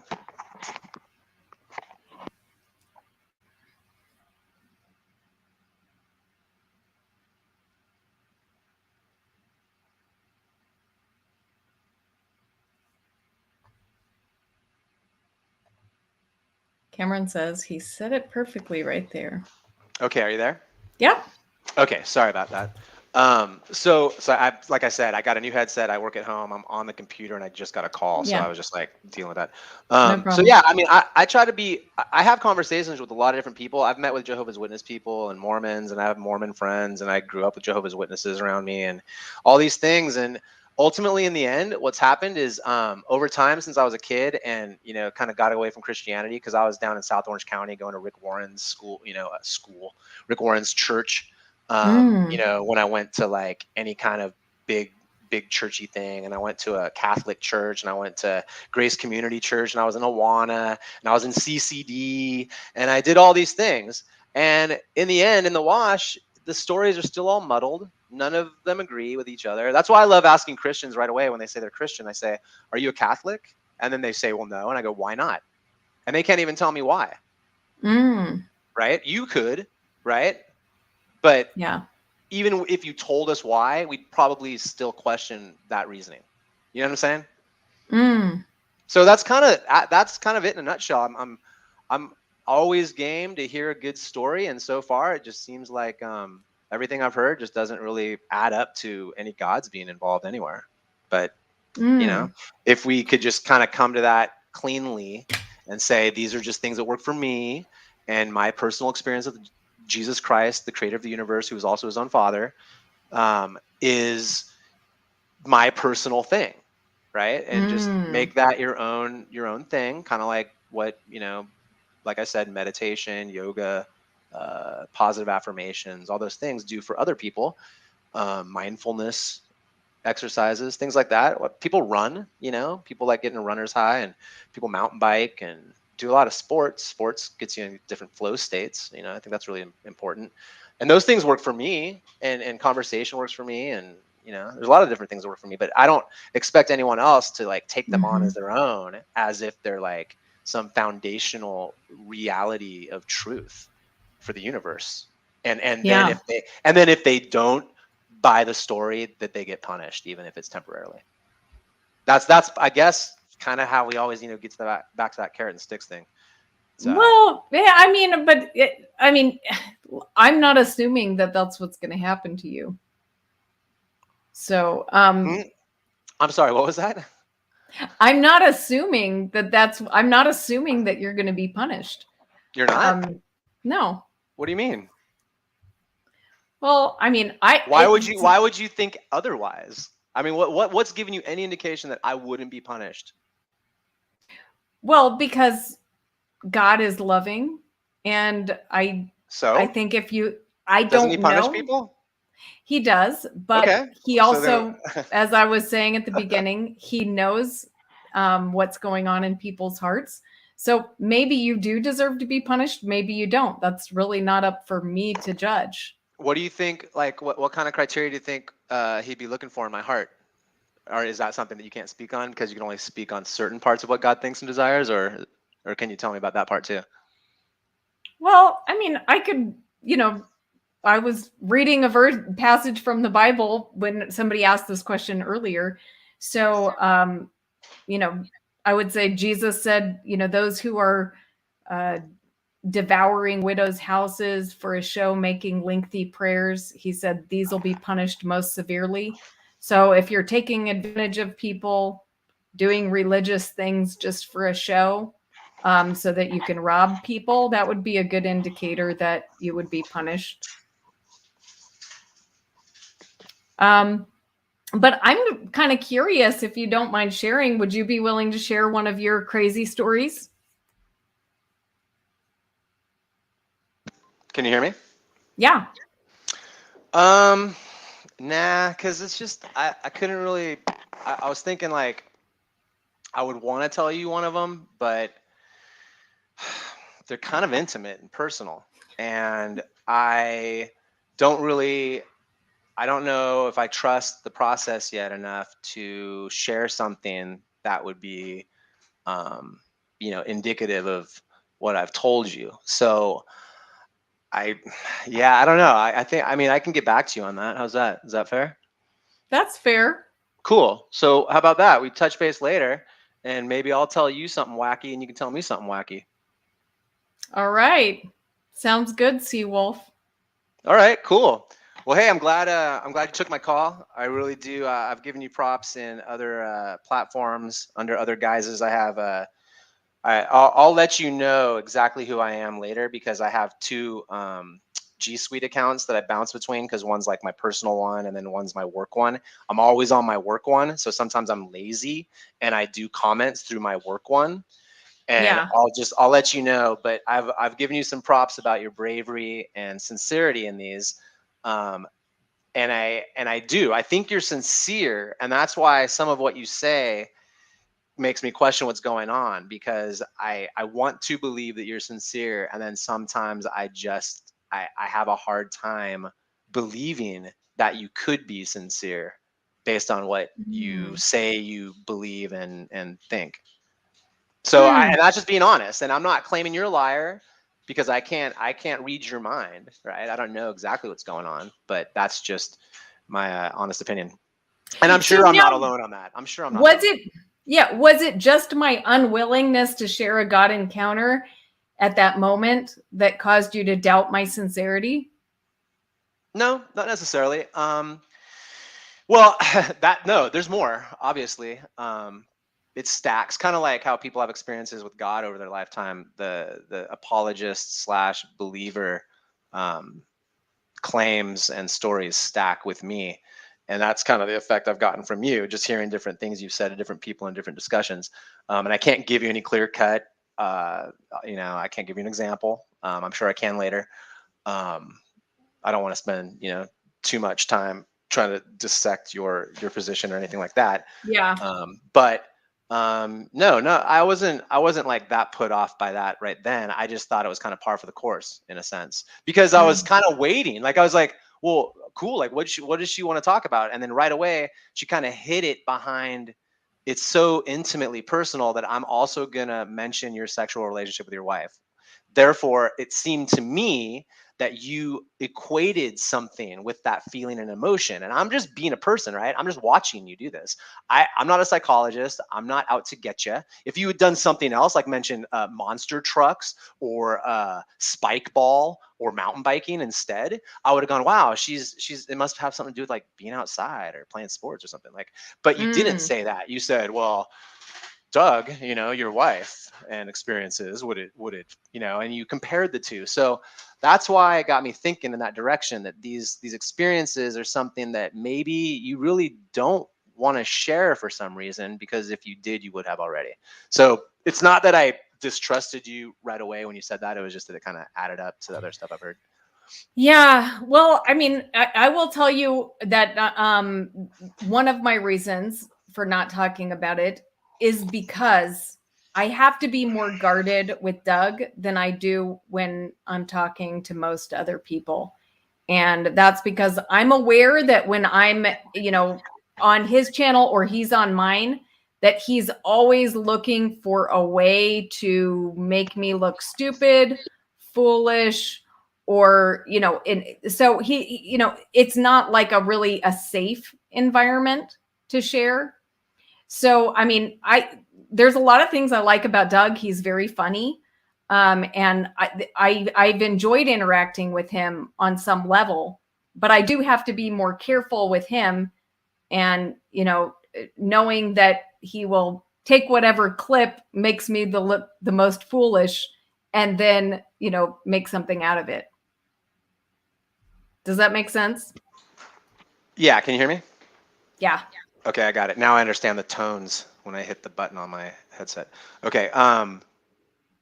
Yeah, and that's fine. That's all your personal preference. I mean, I always give props to Doug in general, because he's extremely diplomatic. He's obviously financially secure and does this on his own just to entertain himself and everyone else. But he does a great job of production, and the guy is super articulate and intelligent. So it's entertaining. He's funny. So I get why he actually attracts believers and theists, right? Because it's a great platform. So that next level that you just described to me about being wary, that's all you. I have no idea why you would be wary with Doug. It seems like he's pretty straightforward and just calls it as he sees it. But you don't think he takes clips of people at their worst and like exploits them? I don't think he exploits anyone. I think what he's doing is he's sharing what you say about your belief proposition. I mean, it's not like he like splices them up and like makes it say stupid shit that's totally obvious, right? He just basically says, here's what they said, and then he plays it. Is there something that he shouldn't, is that not what you guys want? Don't you want everyone to know what you guys think? Well, yeah. But I mean, like, I mean, he's usually trying to trap people into saying something, though. Like, what would you be trapped into saying though? That would be like put it this way. See how like this. Like, let's say I got in a conversation with Doug and he asked me what I believed about the universe, and I told him I basically gave him my opinion, and then we talked about it. Do you think that I would be fearful of being trapped about what I said? Well, if you were talking to Doug, no, because he believes what you believe. No, he doesn't. Right? Doug's entirely in his own realm of existence. He doesn't believe what I believe. He has no idea what I believe. Like, the only thing we're really talking about here is what gods think, and what else. Like, if you're going to be eternally punished or not for things that you may or may not have done. The stuff that we're talking about is pretty narrow bandwidth here. We're only talking about a couple refined points of life, right? So I don't know what Doug believes, and I probably wouldn't necessarily. I mean, I don't like poker, so I don't know. I don't see what you mean. But why would I feel like I'd be trapped? Yeah, well, I mean, if someone is intentionally trying to get you like to contradict yourself, or intentionally asking you hard questions, in expecting a quick reply, and if they have the intention of trying to destroy your faith, which is exactly what he is trying to do, then it's a different situation. It's a situation you have to be a little bit careful with, right? Sure. And I mean, especially coming from your perspective, because you literally believe that there's some demonic, immaterial, supernatural force that's trying to trick us, right? Yes. And you believe in sincerity that Doug is somehow an embodiment of that figure, correct? I think he's working for him. Yeah, I do. Okay, so you really truly believe that Doug works directly for the devil? Yes. Okay, well, see, there you go. So, I mean, that's fine. That's why you would probably be a little bit wary of sharing things with Doug then. See what I mean? And I don't hold it against him. I understand. Like, I've heard his story. I understand where he's coming from. And so, like I said, this has nothing to do with me not liking Doug, but it is about, But you really think that he's going to like tell, like, do you think he's going to tell the devil something, or do you think he's going to like tell God something about you? Or do you think he's going to like do something that everyone's going to like, all of a sudden, we're going to all rejudge Doug and how badass and straightforward of a guy he is, and pretty honest and upfront in general. And then all of a sudden change our minds because of something he said about you. Like, we're going to all of a sudden catch him in some wrong-handed maneuver about what you actually believe or say. I mean, I'm just trying to figure out how much value that claim even has, to say that he's an embodiment of Satan. Like, what's the outcome of that? What are you scared? Are you gonna see him in your house, or like, what's going on? Well, because I'd be freaked out as shit if I thought someone was truly an embodiment of the devil. I'd be like looking behind me all the time.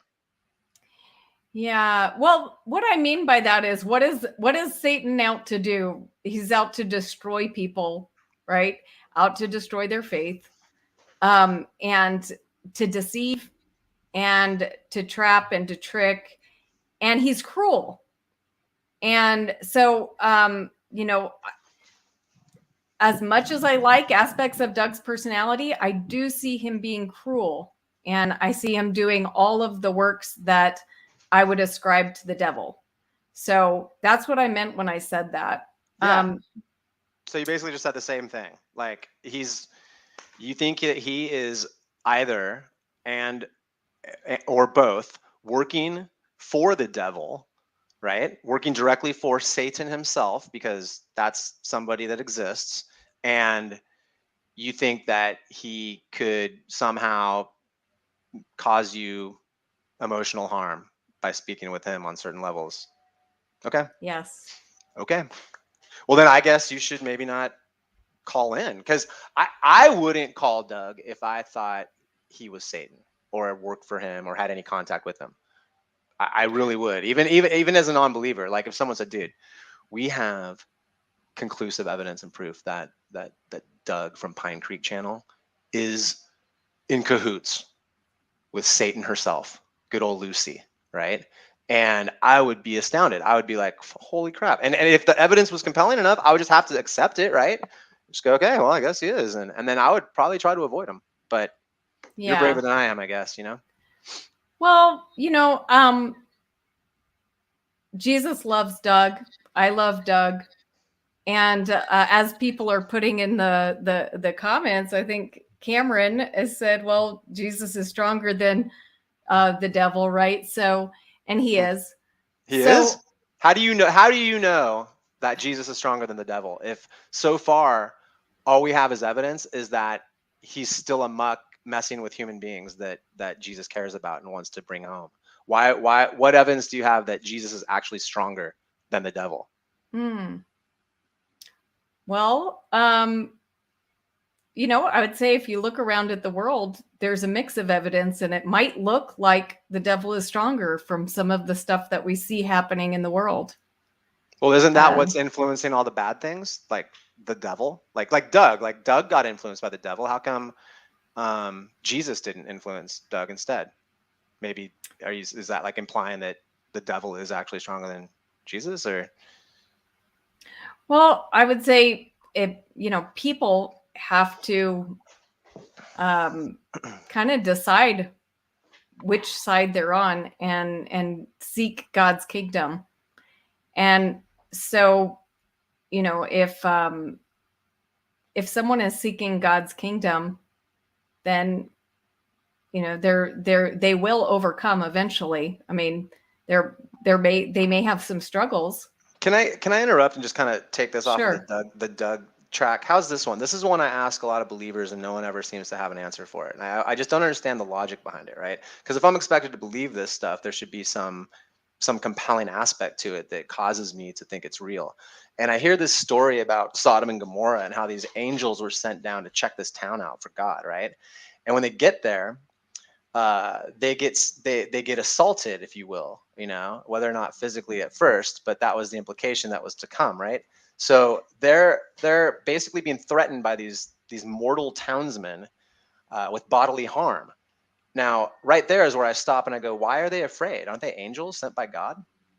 Why did they need to be protected, or why did they need to show any signs of, anything? Like, why didn't they just wrangle these mortal men and get the hell out of Dodge, or just disappear, or fly away, or anything? Why is the story even something that I'm supposed to kind of accept as being a true tale? Now, if it's not a true tale, that's fine too. You can just say so up front. And you could also say the same thing about Samson and Delilah, and how Samson tied all those foxes' tails together to run them through the town and burn down the crops, blah, blah, blah. If those are real stories, I want to know. So, Yeah. Like, is that real? Do the angels really need to be protected? Real. The angels needed to be protected by who was it? Lot? Had to be brought into the house while his daughters were thrown outside, kind of thing, or offered? Is that what needed to happen? Now, exactly what line in the text makes you think that the angels were afraid? I don't know if they were afraid. I just know that it was implied that they couldn't handle themselves there. They needed to seek shelter and protection from the unruly townspeople. Now, if that's not the case, you can clarify that, and I could totally change my mind on that. Maybe there is a discrepancy in there that indicates that they weren't even like really threatened at all. They were just fine. This is all just something I'm missing. But I didn't see anything in there being threatened. I didn't see them. They weren't being threatened? Okay. No. They were being threatened. But I don't see anything in what they did that makes it seem like they were actually feeling under threat or needed to be protected. Lot brought them into his house. So you would say Lot was doing a righteous act by bringing them under his protection. Okay. But, and I mean, they've struck them all blind, you know, so like the angels were clearly able to protect themselves, Hmm. but, you know, Mhm. yeah, Okay. so. Okay, cool. Maybe I'm misinterpreting the story, you know, and that's, I mean, you know, wouldn't you agree that it's likely that someone might misinterpret divine literature? Oh yeah. I Yeah. mean, See, so I mean, right there, and I'm not tooting my own horn, but I'm not, exactly an idiot when it comes to reading and reading comprehension. I mean, sometimes I think I would actually fare better in a standardized test against other people claiming to know it better than me. mm, So that's an interesting take too, right? Where I literally look at the marks and I go, okay, so these guys are all of a sudden really good readers and interpreters of literature when it comes to the Bible. But when it comes to other things, such as like, school and academia, their tests wouldn't show otherwise, or would show otherwise. But now I'm expected to just think that they're really good at this and understand that this Bible stuff is real. See what I mean? It's that's something I don't think a lot of people talk about either. It's just that straight up fact where people claiming, that they know what the Bible actually says, such as what happened with Lot and the angels, is to be understood in a certain way, when in fact they don't really have any history showing that they should be trusted in such matters. yeah. You know what I mean? Does that make sense? I know it's kind of a long-winded Yeah. way to say that, but Yeah. I it's mean, just look, I don't think that, I mean, if you interpret it that way, I mean, that's, you know, I think there's different ways that it can be interpreted, and maybe you are a better interpreter. yeah, and I'm not saying I am. Like I said, I'm not tooting my own horn at all. I don't know. I'm not claiming that I can interpret divine literature as good as you claim that you probably can, right? Because you're probably wouldn't you give yourself like at least an 8 or a 9 out of 10 regarding Oh, how good you are at interpreting divine literature? no, I probably would not rate myself at that. Oh, okay. So what would you rate yourself? You think? I don't know. Well, like what? Let me answer Kim's question here. Who else do you think is working for Satan, bread of life? I wouldn't put that on a lot of people. I definitely don't think Kim is. Kim says, do you agree with Sal that all unbelievers are working for Satan? No, I don't. Like I said, it's the particular character of some of the things that Doug does, not all of the things. Because I know, Doug can do a lot of good things too, and I'm sure he is doing a lot of good things. But there's a particular character of some of the things that he is doing that makes it appear that he is, working for the devil. Either, I mean, I'm not saying he consciously is trying to do that, but Hey, yeah. Rebecca. I'm Yeah. sorry. I gotta go soon. I just wanted to like kind of just leave it at it. We were almost gonna leave it in a funny spot where I get back to you with a wacky story. We can exchange our wacky stories. But I didn't want this to be the Doug train. It's just that's how I found you, so I have that as a reference point. Doug, Yeah. Doug Schmug, great guy, great show, all that. Props to all that. And you're a very nice lady, and I've never changed my mind about that. And that's why it's sometimes difficult for me to look at you in the face, like I'm doing now, and see you say things about the devil in a way that is to be taken as serious. So that's just my opinion. I I think that, understand. and that's fine. And it was interesting earlier because you were really quick to judge me earlier in the chat when I said something and you said, I don't expect you to, and you don't even know me. How could you not expect me to understand what you're saying or believe you? Like, why would you so quickly say that to me? Right. So it's just the quick blurbs we do. They all, it's just things that we say, all the things. But just so you know, I'm not coming at you. I'm not trying to be a total jackwad, but I do write with some spunk, and that's just what I enjoy doing. So. No Yeah. personal offense at all. Well, I don't think I was judging you in my comment of, hey, I don't expect you to. I'm just meaning that, I don't expect people to take what I say as true. Of course, everyone has their own thoughts, beliefs, and, choices about that. So I don't expect you to. It's not a judgment against you. Yeah, and I'm fine, and we're all good, and I don't want to hold up all this this time here. So hopefully someone else All can jump right. on. Nice talking with you. I think Jungle Jargon wanted to jump in and express his I think he agrees with a lot of what you're saying about the doctrine and the whole belief setup and what happens when you die. And I think you guys, I think he should call in and express all this so that everyone's on page with what Jungle Jargon thinks about this. That would just be my recommendation as I exit. But I will check in with you again if you want, you know. All right. And I'll let you Sounds know, like good. I said. Okay. Thanks a lot, Rebecca. I appreciate it. Bye, Seawolf. Bye-bye. Thanks. All right. Sounds good. Yep. Hello. Hey, Dharmakaya. How are you? Doing very good. Thank you for the gift. That was very helpful, and I'm very thankful for that. Oh, you're welcome. It's not a gift. It's an award. I don't know if I deserve that, but anyway, I'm still thankful for it. Yeah, I mean, I got a few books that otherwise I wouldn't have gotten because I don't want to spend money. So thank you very much. Cool. I'm glad to hear that.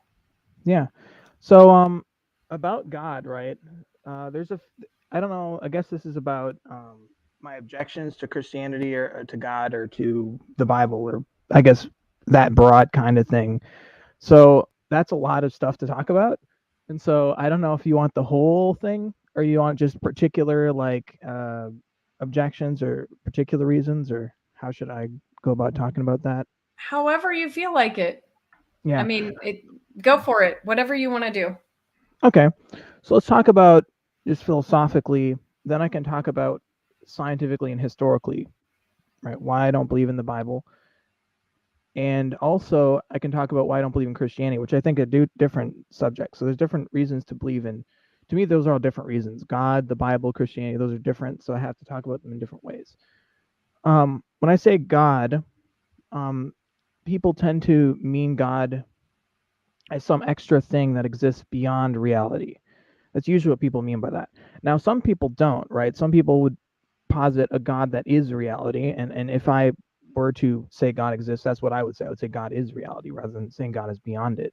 But the God that exists beyond reality, as the Samkhya philosophers who have, to me, have wheedled this out thousands of years, and to me it's succinctly true what they have to say. And even Graham Oppy has basically just reiterated their view, and Graham Oppy is one of the leading atheists in the philosophy of religion. What they say is basically that God is unnecessary as an explanation because we can explain the world without God, right? And that God cannot be established by a logical principle which everyone can accept. There are Christians who accept the ontological argument. There are also Christians who reject it, right? So Anselm put forward the ontological argument. Descartes put forward his version, but Thomas Aquinas thought it was nonsense. And basically, for every argument you can give for the existence of God, you can have Christians or Muslims or anyone really who's a theist posit one in favor of God and then one against it, but they're disagreeing on really the same argument. And that's for every argument that you can posit. So there's no logical argument that definitively shows the existence of God, right? And then there is the problem of perception, which is that God is not in perception. We don't have a God being that we see or experience in general perception. Now, some people would say that they do, and maybe they do. I can't really say that their experience is false because that's not my experience. But from my experience, I don't have that. And so that's the main philosophical argument against the existence of God that I'm aware of. I don't know if you want to comment on that or you want me to give you more arguments or what. Oh, you're muted, Rebecca. Sorry. Yeah, I don't really have a response to that right now. I know that, Graham Oppy is very well respected and a lot of people, find his arguments compelling. And, there's lots of, atheist philosophers that have, good, from what I hear, strong arguments, but I don't really follow philosophy. So, I really can't comment on those. as I've said many times on my streams, and I know it's offensive to some people, but like for me, his existence is obvious. So I don't know how to relate so much to what you're experiencing and the way that you're thinking about that. Yeah. So maybe I could try to put it in a philosophical way that makes you understand, but yet still Sure. disagrees with you. So from my perspective, like I don't see any problem with saying God exists.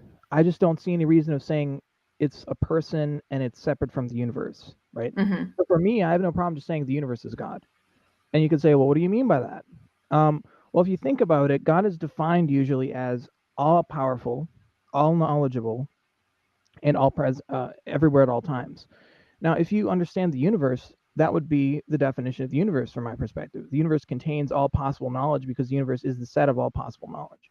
The universe contains all power because it's the set of all possible power. The universe also is everywhere that we can tell. And so that would be the definition of the universe.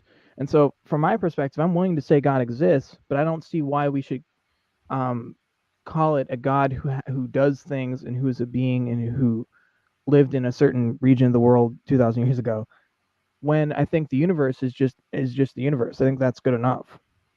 And what do you think about that? Well, I mean, let me put it this way. What do you think is the best theist counter argument to that? Interesting question. I think the best theist argument to that would have to be something like, well, the universe can't be God because the universe is based on something prior and more essential, basically. And so if God of theism is true, that means the universe would be based on him and be the source in him, and so everything would ultimately, even the universe, would be based on him, and that's the best counter argument, which is like that's not like a silly argument. I just don't see, from my perspective, I don't see any reason to believe that. If we had a good reason to believe that, I'd have no problem believing that, but I just don't see a good reason. Mm-hmm. Okay. So do you want to continue and just share more of your thoughts? Yeah. We can talk about historical evidence or scientific evidence. Okay. So I don't say science is evidence against God because that would be silly. But Okay. I think that is totally silly. I think you can be a theist and believe in science. There are theists who do, like Hugh Ross is a very famous one, and there are others. My problem with theism and science, though, is that it looks like that Simon de Laplace, who said, "Look, I have no need for that hypothesis." When someone asked him about God, it seems that is pretty solidly true in physics, in science. So what I mean by that is, science seems to have a model of the universe that doesn't need God in it, right? So even though I don't think that science is contradictory to God necessarily, I think science basically can understand the world pretty well if God's just not in the picture at all. And so one of the things that I had trouble with when I was thinking about, when I left Christianity, right? The biggest problem I had was trying to figure out how how God would allow this, because I was seeing all these problems and I couldn't explain it. I was seeing the coronavirus, I was seeing suffering, I was seeing the poor. That was in our current time. But I was seeing it in the Bible, right? In the Bible, people experienced the same thing in the past, and people experienced it in throughout history, and animals have experienced it. And then I look at sciences and I see, well, sciences seem to explain the world perfectly well, and no matter how far you go into the past, you don't see God in that whole time frame and that whole system. It seems like God is just not there. And I was trying to figure out, how could God allow all these things, and why can't I explain the world this way? It just didn't make sense to me. But when you look at the world and take God out of it, it seems like it's the same if you put God into it. It seems like it just works the exact same way. And so that's why I couldn't believe God was behind it. The only thing I could believe, or the only thing that could like bring me to justify believing in God, was just pure faith at that point. And I just didn't have that because I didn't see the reason to have that. Yeah. So yeah, I mean, basically science doesn't, so what I mean to say is that science doesn't need God. And so I don't see any reason to believe in God for that reason also. Even though I don't think science necessarily contradicts Christianity. I think it contradicts certain understandings of Christianity, but not Christianity. itself or religion itself. Okay. And what about your historical reasons? Oh yeah, historical reasons. Okay. So I'll give you a little bit of background about myself. I was a Christian who converted to the, like, officially was a member of the church, right? Um, it was in my college years, which is not too long ago, but it's also not recent, because it was before the coronavirus. Um, and I was taking it very seriously to the point where I was trying to go to seminary. I was trying to learn Greek and Hebrew to get this thing and get this degree, and I wanted to preach Christianity to the world because I thought it was my job and duty to do that. And I thought that it's what the world needed, right? I thought the Yeah. world was, I mean, I'm not so much now, but I was very idealistic, right? I'm someone who believed that, look, I believed in Christianity, right? At one point, I believed in communism at one point. I believed in libertarianism at one point. I believe, like, look, when I believe something, I say this is the best thing for the world. This is what the world needs to solve the problems it has. That's the way I thought. And I thought in terms of Christianity, and in many other ways and cases, I thought the same thing when I had different beliefs. And I don't believe that so much now, but basically I was serious about it. So I learned Hebrew and Greek. I read scholarship on the New Testament, and the more you read, the less it seems to for there to be anything.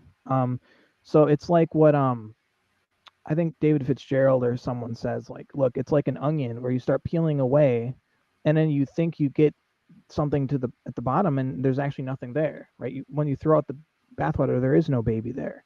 That's what I ultimately came to. So, like, I look at the veracity of the New Testament documents, and the New Testament documents, according to historical scholarship, well, they're just copying each other. It's like Mark is just being copied by Matthew and Luke.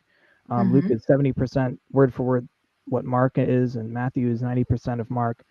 And then you have certain cases where the authors of the Gospels are copying works that are not even historical, like the Iliad and the Odyssey, word for word. And I read St. Paul, and I thought about this for a while. It's like St. Paul says these things happen, and St. Paul is an early witness. That's true, but what I thought was, like, look, he's just one person. I mean, should I just believe what one dude says to believe that a dude rose from the dead? I don't think that's good enough reason to. And all these various things took place. I started reading the comparative religion, right? I started to look at what Christianity teaches in the Bible versus what it teaches today, and they're very different. I started to look at what Christianity taught at the time and what the early Christians believed. Many of them believed in things that modern Christians don't even come close to believing, and it aligns much closer to what earlier Christians believed. And so I started to think, well, is modern Christianity wrong, right? And I believe, well, no, it can't be wrong because there's a Holy Spirit inspiring the books and the tradition and so on, so it has to be right. But then I started thinking, well, aren't I just presupposing that? How do I know that the church has this authority and the Bible has this authority? And I started to think, well, maybe it's just circular. The church has authority because it created the Bible, which says that the church has authority. And the Bible says the church's tradition has authority because it says it does. And the tradition gives the authority to the church, and so therefore it has authority. So it's just a big circle. So I was just wondering, like, should I believe something that is just a circle in the end? And maybe, but I started to think more pragmatically and think, well, what can I know for certain isn't God, at least from my perspective. It's just my own existence, right? So I just started with that, and I said, if Christianity is true, I'll know that later, and I don't have to worry about all this, like, confusion right now. I've come to believe things different now. I'm kind of the position that I can't ever go back to Christianity at this point, but I don't know that for certain. I mean, no one knows that for certain, but I've just come to believe that through my studies. Yeah. So what do you believe now? Oh, okay. So that's a big, long question, but I'll make it as simple as I can. I'm what's called in Western philosophy an empirical idealist, which simply means someone who believes that experience exists ontologically and that it is the basis of knowledge. It's kind of convoluted to talk about it in any more terms because we can get bogged down in terminology. But I would call that religion wise, that's basically Buddhism. I'm basically a Mahayana Buddhist, and that's the religion I follow. But philosophically, that's what it's called in Western philosophy. Wow, it sounds like you've had quite a journey. Yeah, I mean, you said I was a very open-minded person, and people say I am in cases, in other cases they say I'm very closed-minded. People say a lot of things, but the truth is of the matter is, when you gave me that gift card and you said I was an open-minded person for contributing to the stream, whatever. I'm sorry. Someone sent me something. That's not okay. Good. Okay. All right. So when I but when I went to your stream and did those things, that's just me being me, basically. Like, I've always done this. I've always went to other channels and other videos and interviews and debates, and I've always done various things and interacted with various people. This is just how I roll, because basically, first, I enjoy it, but secondly, well, and also pass the time. But secondly, that's just kind of how I am. I think topics like this are important to some degree. I don't know how important at this point, but I think they're somewhat important, and so I take it upon myself. I think it's an intellectual duty I have to make sure that I'm at least trying to know what I'm talking about and trying to know what the issues actually are. And that's kind of how I live my life overall. Cool.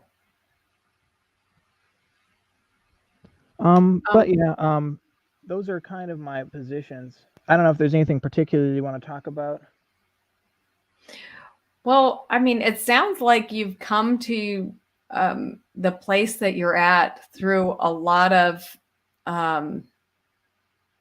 work, a lot of study, and through thoughtfulness. So I'm not really sure how I could respond to that. You're being as honest as you can about what you see. Yeah. Well, Bob actually put forward something I was willing to comment on at the time, a few streams back. But he talked about how they did something called mimesis, it's called in Greek, or imitatio in Latin, which is that the ancients, what they did is they took a story that everyone already believed, and then they basically copied it, but then added the details that they wanted to add because it changed the story and made it better. That's their kind of the view. And people did that all the time in the ancient world. And he said they did it with the Hebrew Bible, and many scholars would agree with him. That seems to be the consensus view. Now, I don't know if, even though that's the consensus view, I don't know if I actually believe that, because it's kind of harder to do with the Old Testament, in my opinion.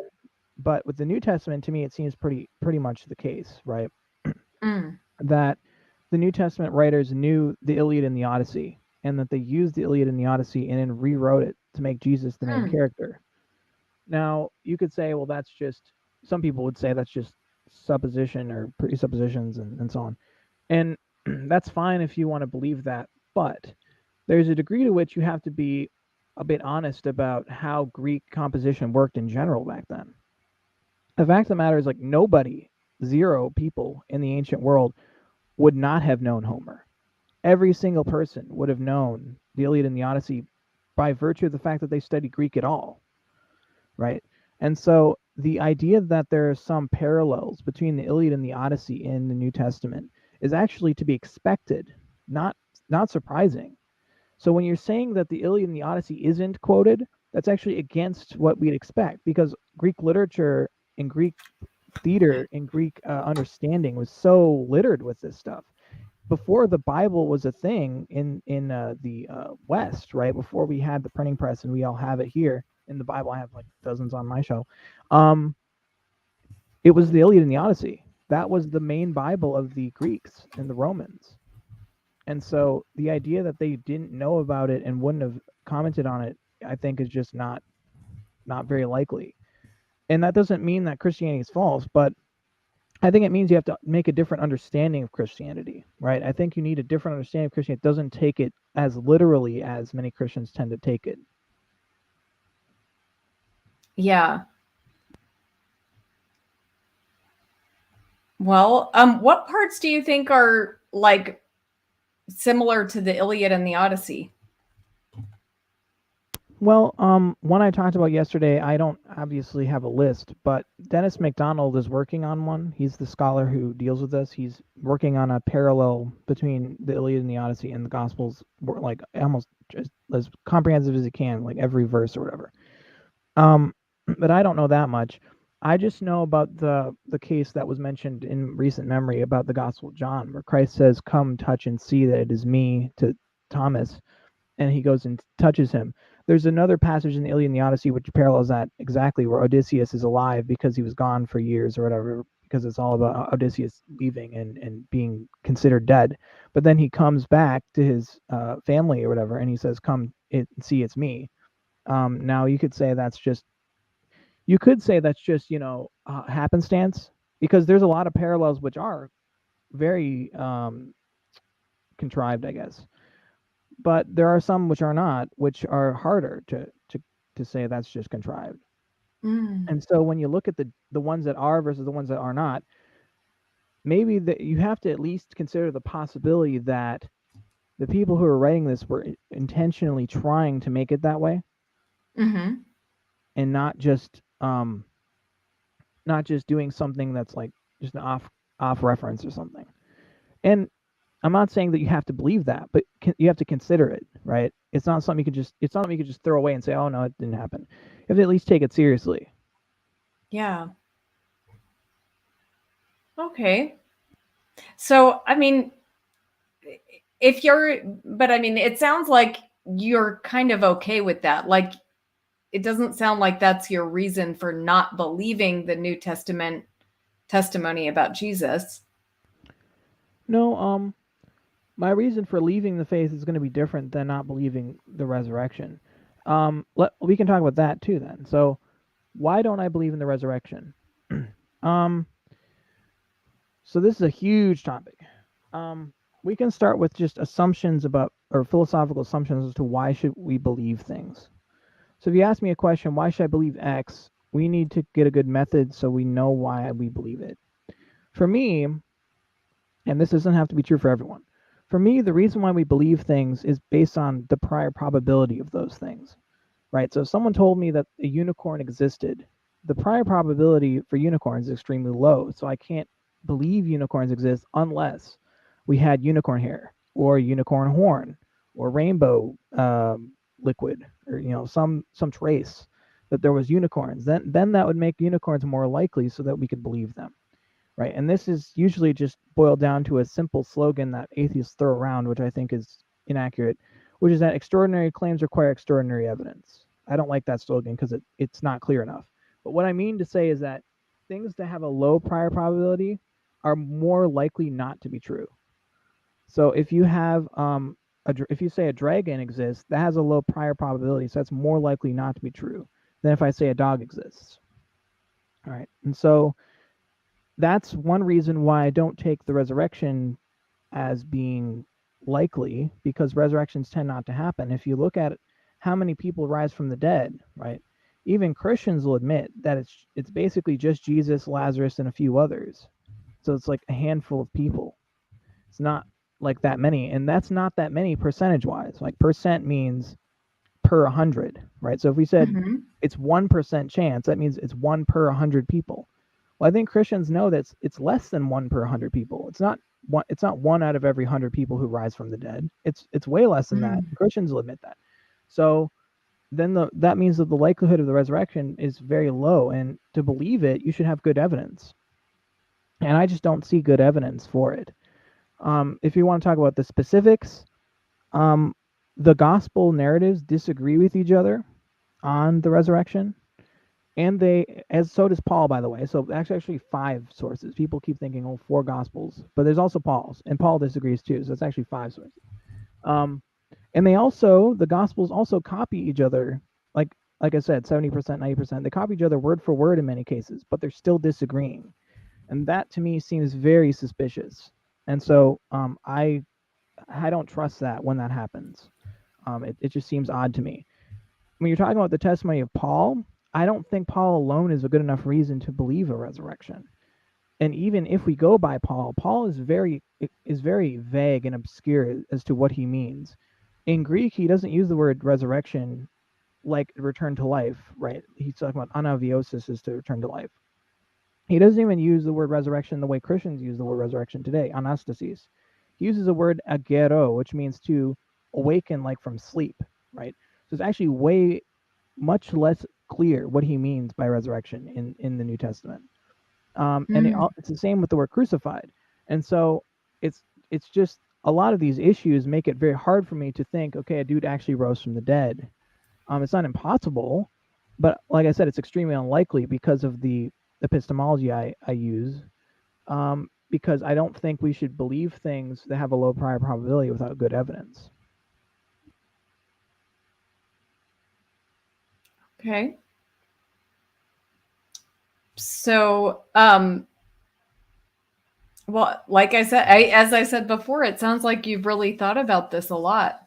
So, I don't have a way to respond and, tell you to be convinced otherwise.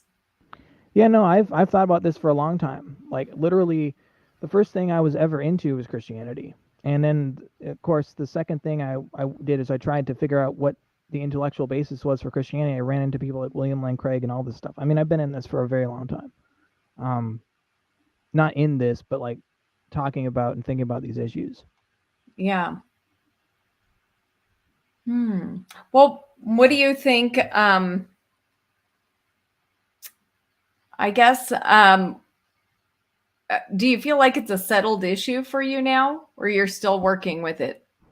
I used to think that I used to be more open with Christianity in particular. If we're talking about theism in general, I'm still open to Hinduism. Vedantic Hinduism, I'm still open to it because I've been there and also because it's very similar to Buddhism. But Islam, for me, is a closed deal. I think Islam is not even worth considering. It. I don't even think it ever was. I don't know how people take that stuff seriously. As for Christianity, I used to think that there might be something somewhere, somehow that could potentially convince me. Excuse me. And I still think there are certain things which theoretically could, like a method that would show God exists more likely than not, or a divine revelation. I think there are certain things which theoretically could, just not likely to happen. But the more I've studied, the more likely I've thought that that's not going to happen. And the nail in the coffin was looking at the comparisons between the Psalms and the liturgy. I was Eastern Orthodox, so we had the Orthodox liturgy of Easter, which goes back about 1,500 years. It's a very old liturgy. I compared that in the Psalms to the story of Inanna, the goddess who died and rises from the grave in Mesopotamia. And it's word for word the same. It's like they literally just took the liturgy from Inanna and just pasted it into the Bible and into the Orthodox liturgy. And I thought, after so many coincidences, when doesn't it become a pattern? And so I just thought, well, at this point, it just looks like Christianity is just the same mythology that was taken from the past and then rewrote and updated into the modern day. Just that's what it looks like to me. But that's the last. I mean, again, that's the straw that broke the camel's back. That's not to say that I can't theoretically be convinced, because, like I just said, like a divine revelation would probably do it for me. Yeah. Well, I hope that happens for you. Yeah, it would be interesting.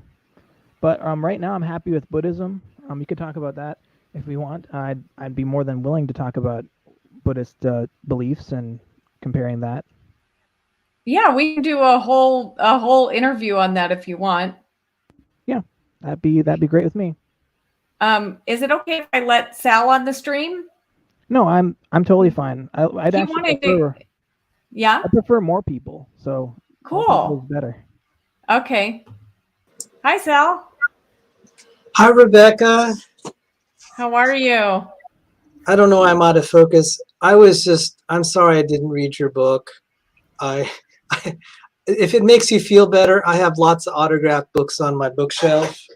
that I haven't read. So, That's okay. and I was very moved by that story of the little boy that got healed. Now, it's been my experience that that doesn't persuade atheists. It does reassure other Christians who feel that God has worked in their life miraculously. Yeah, I've never heard that story. Is it a miracle story? Yeah. I mean, were you not here listening at that time? Oh, yeah, maybe I wasn't listening. Okay. I don't know. I haven't been like on YouTube for very long recently. Was it this stream? I might have just. Yeah. Okay, yeah, I haven't had time to go through the whole stream. I entered live. Yeah, that's okay. And I probably won't share this whole story again. But I did. That's one of the stories that I wrote about in my book. And you know, I've seen God do some healing miracles, but you know, I also don't I don't think of the healing miracles that I've seen as like evidence for what I believe. I mean, they're wonderful. And I love when God does a miracle, but at the same time, there's 100 times I pray for a miracle and I don't see one.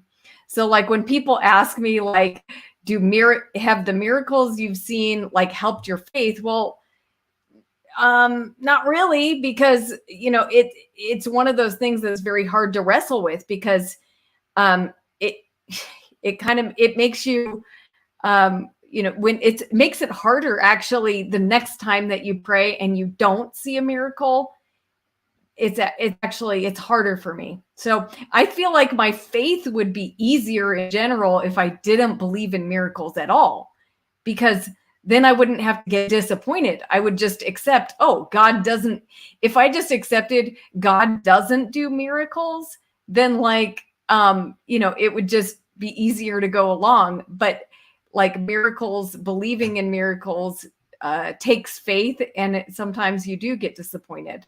So, well, for me, the you know, like the blind beggar, he wasn't praying, and God just worked a miracle for him. But this is really interesting that I appreciate you saying that, because actually that's one reason people reject the faith. They pray and pray and they don't get an answer. yeah. And, in fact, sometimes the answer is no. Moses kept praying to God to see the promised land. And God said, no, shut up. Don't talk about it anymore. And which is kind of harsh. Jesus did too, right? So he said, he said this generation demands a sign, but the only sign that will be given you is the sign of Jonah. I'm sorry, I didn't hear what you said. Yeah, Jesus said the same thing. He said, only sign will be given this generation. I think he said this filthy and adulterous generation or whatever, was the sign of Jonah, right? He said the same thing to the Jews often. Even though he did miracles, he said the same thing to the Jews.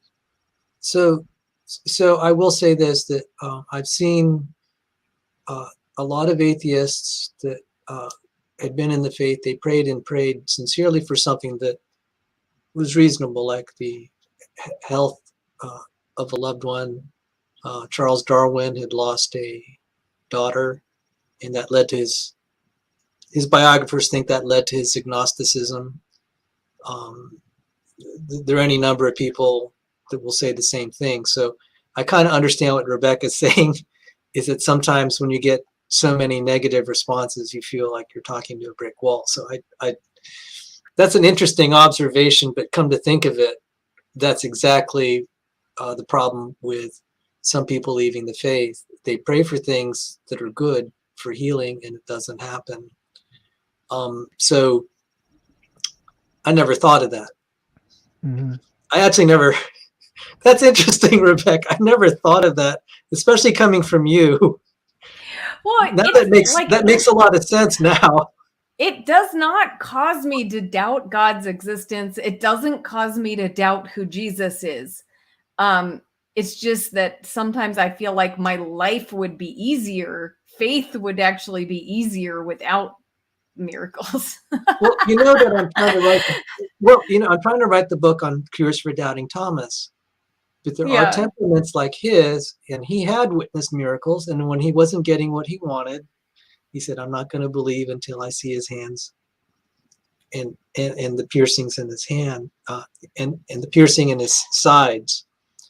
And Yeah. I thought about that. I said, even for someone that's sympathetic to the faith, when the prayers are not answered the way, or the evidences are not provided in the way you want, it'll cause doubt. Yeah. And it can be very well intentioned that you want to see, because the way I read his desire to see the wounds and to see the pierced side. That wasn't scoffing. He was wanting reassurance. Mhm. And when Christians don't get reassurance, if that goes long enough, they'll leave the faith. So this is an interesting account on two avenues. One, the account itself, and then what you just said, you almost wish you didn't. Well, I guess because it demands faith. Like, it's quite easy to just go through life believing in Jesus, but it's quite hard to step out and pray for someone and have that hope in your heart that they're gonna get healed. Like, There's it's a hard. possibility. Yeah. Yeah, Wow. like, it's hard to like put yourself in that position and have that hope. You know, you want to see them healed so bad, and then like if they don't get healed, then having to deal with, why not, God? Like, why? And so I mean, that's why I'm saying, like, it would be easier on me if I didn't, if I want, now that I know God does miracles, I have to pray for people to get healed. I have to keep trying, and you know, not give up, but it is still hard. Like, you know, but now I that think I've seen so have many yeah. people get healed, because I've seen enough people get healed that of course it's like worth it to do it. But at the same time, it's still incredibly disappointing when, you know, it's just like you have to wrestle every time that you don't see it. You have to then again wrestle with, why not this time, God? Like, are you powerless? Are you, you know, Yeah. like, do you not care? Like, and so like there's all this, you know, it's hard to just kind of go through that process every time. And it's interesting, in the book of James, he said the elders should gather together, anoint with oil, and pray. And there's healing. And I'm from a fairly conservative, non-denominational background at this point, and they don't practice that. And it's kind of sad that they don't pray more confidently with the expectation there's a possibility. But even then, even in a church context like that, the sentiment is some incredible things have happened where guys were paralyzed or should have been paralyzed, but they recovered. And and I've been around the churches long enough that yeah, there's a lot of hypocrisy and evil going on, and I'm going through that right now in my own church. And I've asked around, I said, why do you believe? And I just, when you get to know some of these people that aren't trying to be like in the limelight and trying to solicit donations, they're just ordinary people just trying to serve. And you find out about the answered prayers. And so, oh boy, okay. So one account, I'd witnessed to atheists and agnostics for like 12 years at James Madison University. Only one girl got saved in the process, and I'd do it again. And the one girl who became a Christian, she had witnessed the miracle of healing in her best friend while she was in high school. And I met her first semester at freshman year at James Madison University. And I said, yeah, it was really easy to witness to someone who had experienced a miracle in their life. I didn't have to I didn't have to try to get her to believe me about accounts of miracles, because she saw it with her own eyes. And it has always raised the question, Lord, why this one and not everyone on the planet? But what I say is, if it happens to you, you're on the hook at that point. You can either rationalize it away, or you could say, well, maybe God's doing something in my life. I have to think about it. And so when atheists say it's not rational or whatever, or they don't have the evidence, like, I accept it as face value. It's like, well, unless God does something in their life, either changes their mind or works a miracle, I don't know what else would happen, because that's what happened to Paul on the road to Damascus. Yeah. And, Can I say something about that? Yeah. Good. Yeah. Well, I used to think that miracles might change my mind. A lot of Christians told me you shouldn't have faith in miracles, because the miracles are not the reason why we have faith. We have faith because of the resurrection or whatever, and not to like put all your trust in miracles. But I didn't believe that. I believe, like, look, miracles could change my mind, and so I took that seriously. But I changed my own mind on this. I don't think miracles could do it. And even though divine revelation could do it, I don't think miracles could. And the reason I don't think it could is because even according to the Bible, and I as a Buddhist agree with this, that even non-Christian religions do miracles, right? Even so-called sorcerers and magicians and so on can do miracles. Buddhists themselves and Hindus also say there are miracles. Right? We believe in something called siddhis, which are it means in Sanskrit attainments that people can perform, and that doesn't require God, because not every Hindu throughout history has believed in God, and there are many non-God Hinduisms. There are also God Hinduisms, and Buddhism by itself is not a theistic religion at all. And so we have no problem saying miracles exist, but you don't have to say that God is responsible for them. So I don't think miracles by themselves would do it for me. I think divine revelation would. I couldn't really deny, if God sent an angel or an emissary or something, or sent his own angel, the angel of the Lord in the Old Testament, his own person.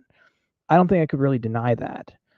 But miracles to me don't seem to win out in one way or the other. It seems like if every religion can do well, at least pretends, it claims to do miracles, and that every religious mystic has mystical experiences, it doesn't seem like mystical experiences or miracles are going to do it.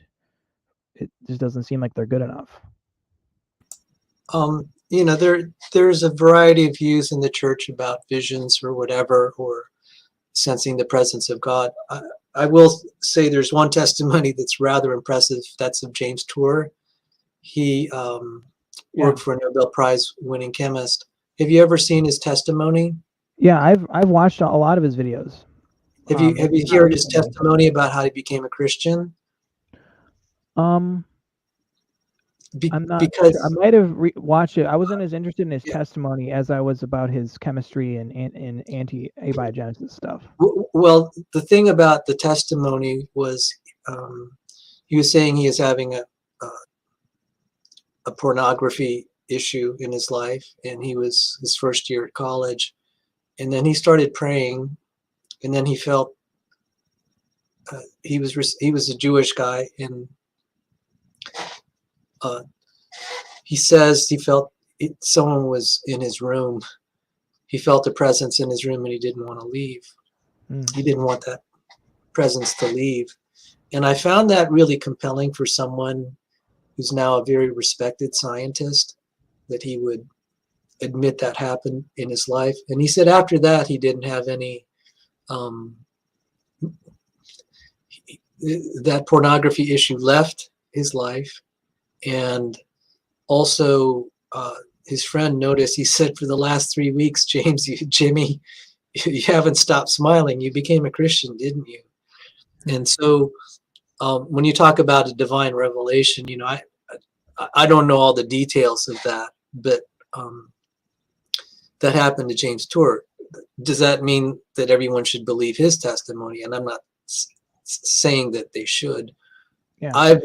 I'm just indicating that some of the very sincere, there is a segment of sincere Christians that I've met that have said they've had experiences, and that's kind of hard for me. You know, when you see what nice people they are and they're upstanding citizens, and you think, well, you know, why are you living the Christian life? You could live a totally secular life, and they'll cite something like that happened. And so I saw some people in the chat saying, well, why doesn't God do that for me? And I have no answer. And, you know, if that's something that is difficult to wrestle with. And so all I could say is, if God does something for you, are you going to use the fact, I'm not speaking specifically to you, Dharma, but I'm just speaking general. If God does something for you, any one of you out there, are you going to use the fact that he didn't do it for other people to turn away? And actually, some atheists like Tracy Harris had said, yeah, she would, in effect, because I asked her, if Jesus healed you like he did the blind beggar, would you follow him the rest of your life? And she said no. I'd say, why didn't Jesus just heal everyone? And, you know, Yeah. I'm not going to criticize that. That's just where she is. That's not me. Yeah. No, I definitely, I mean, if I had a revelation of God, I definitely want to know, because I'm here, right? I could be a great benefit to the church. I mean, I'm a philosopher type. I read a lot. I'm an academic-ish type of person, and I know internet very well and social media. I could be a great apologist, propagandist. I mean, as in someone who propagates the faith. I could be a great person who does the job that God wants me to do. So if God told me that he was there and gave me a responsibility to do it, I would be more than happy. And in fact, I want him to, so I can get this over with, because I'm young, and, you know, I could get too old and it wouldn't really make a difference anyway. So now's the time. I'd love to have God speak to me and tell me what my duty is, so I can fulfill it, because that'd be a great thing if he could do that. But so far, you know, I haven't gotten anything. Well, you know, that's up to God. But for myself, when I nearly left the faith, I said, okay, I'm doubting. I can go to people and ask them to pray for me. And they did. They prayed very fervently. And there's no guarantee that God would answer that prayer any more than he would answer prayers for healing.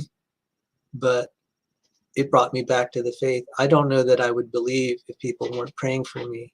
So about the only thing I could say, and this is in my book that I'm trying to write, Cures for Doubting Thomas, you have to throw yourself at God's people, and good people too, because they're people that are not so nice and merciful.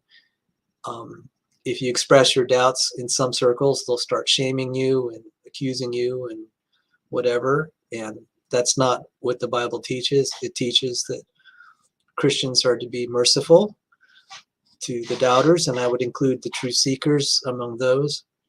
And you can ask sincerely for prayer, because if you get healed, that'll be a witness to the church that their prayers were answered. But just like Rebecca said, you know, there's no guarantee it's going to be answered, but, you know, what do you have to lose? And, you know, I get it that people can pray and pray, and they don't see God working the way that they want, and that leads to their disbelief, and that's just the way it plays out. And, you know, I'm of the opinion that we really do have to rely on God to build our faith and to give us our faith, because even in the Last Supper, Jesus said, Simon, I'm praying for you. He didn't try to give some sort of moral argument or philosophical argument or talk about evidences and reasons. He said, I'm praying for you. So that's what I believe is the avenue for people to come to faith, is prayers of others, because Jesus led the example.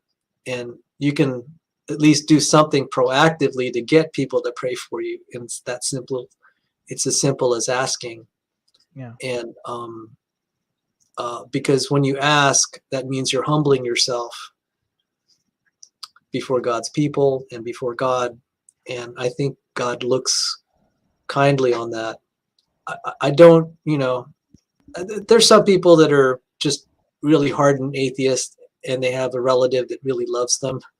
And that relative, like often a mother will pray, and then God will do something in their life, and then they become Christians. So Yeah. take what I said. I wanted to agree with what you said, and actually want to expand it a little bit.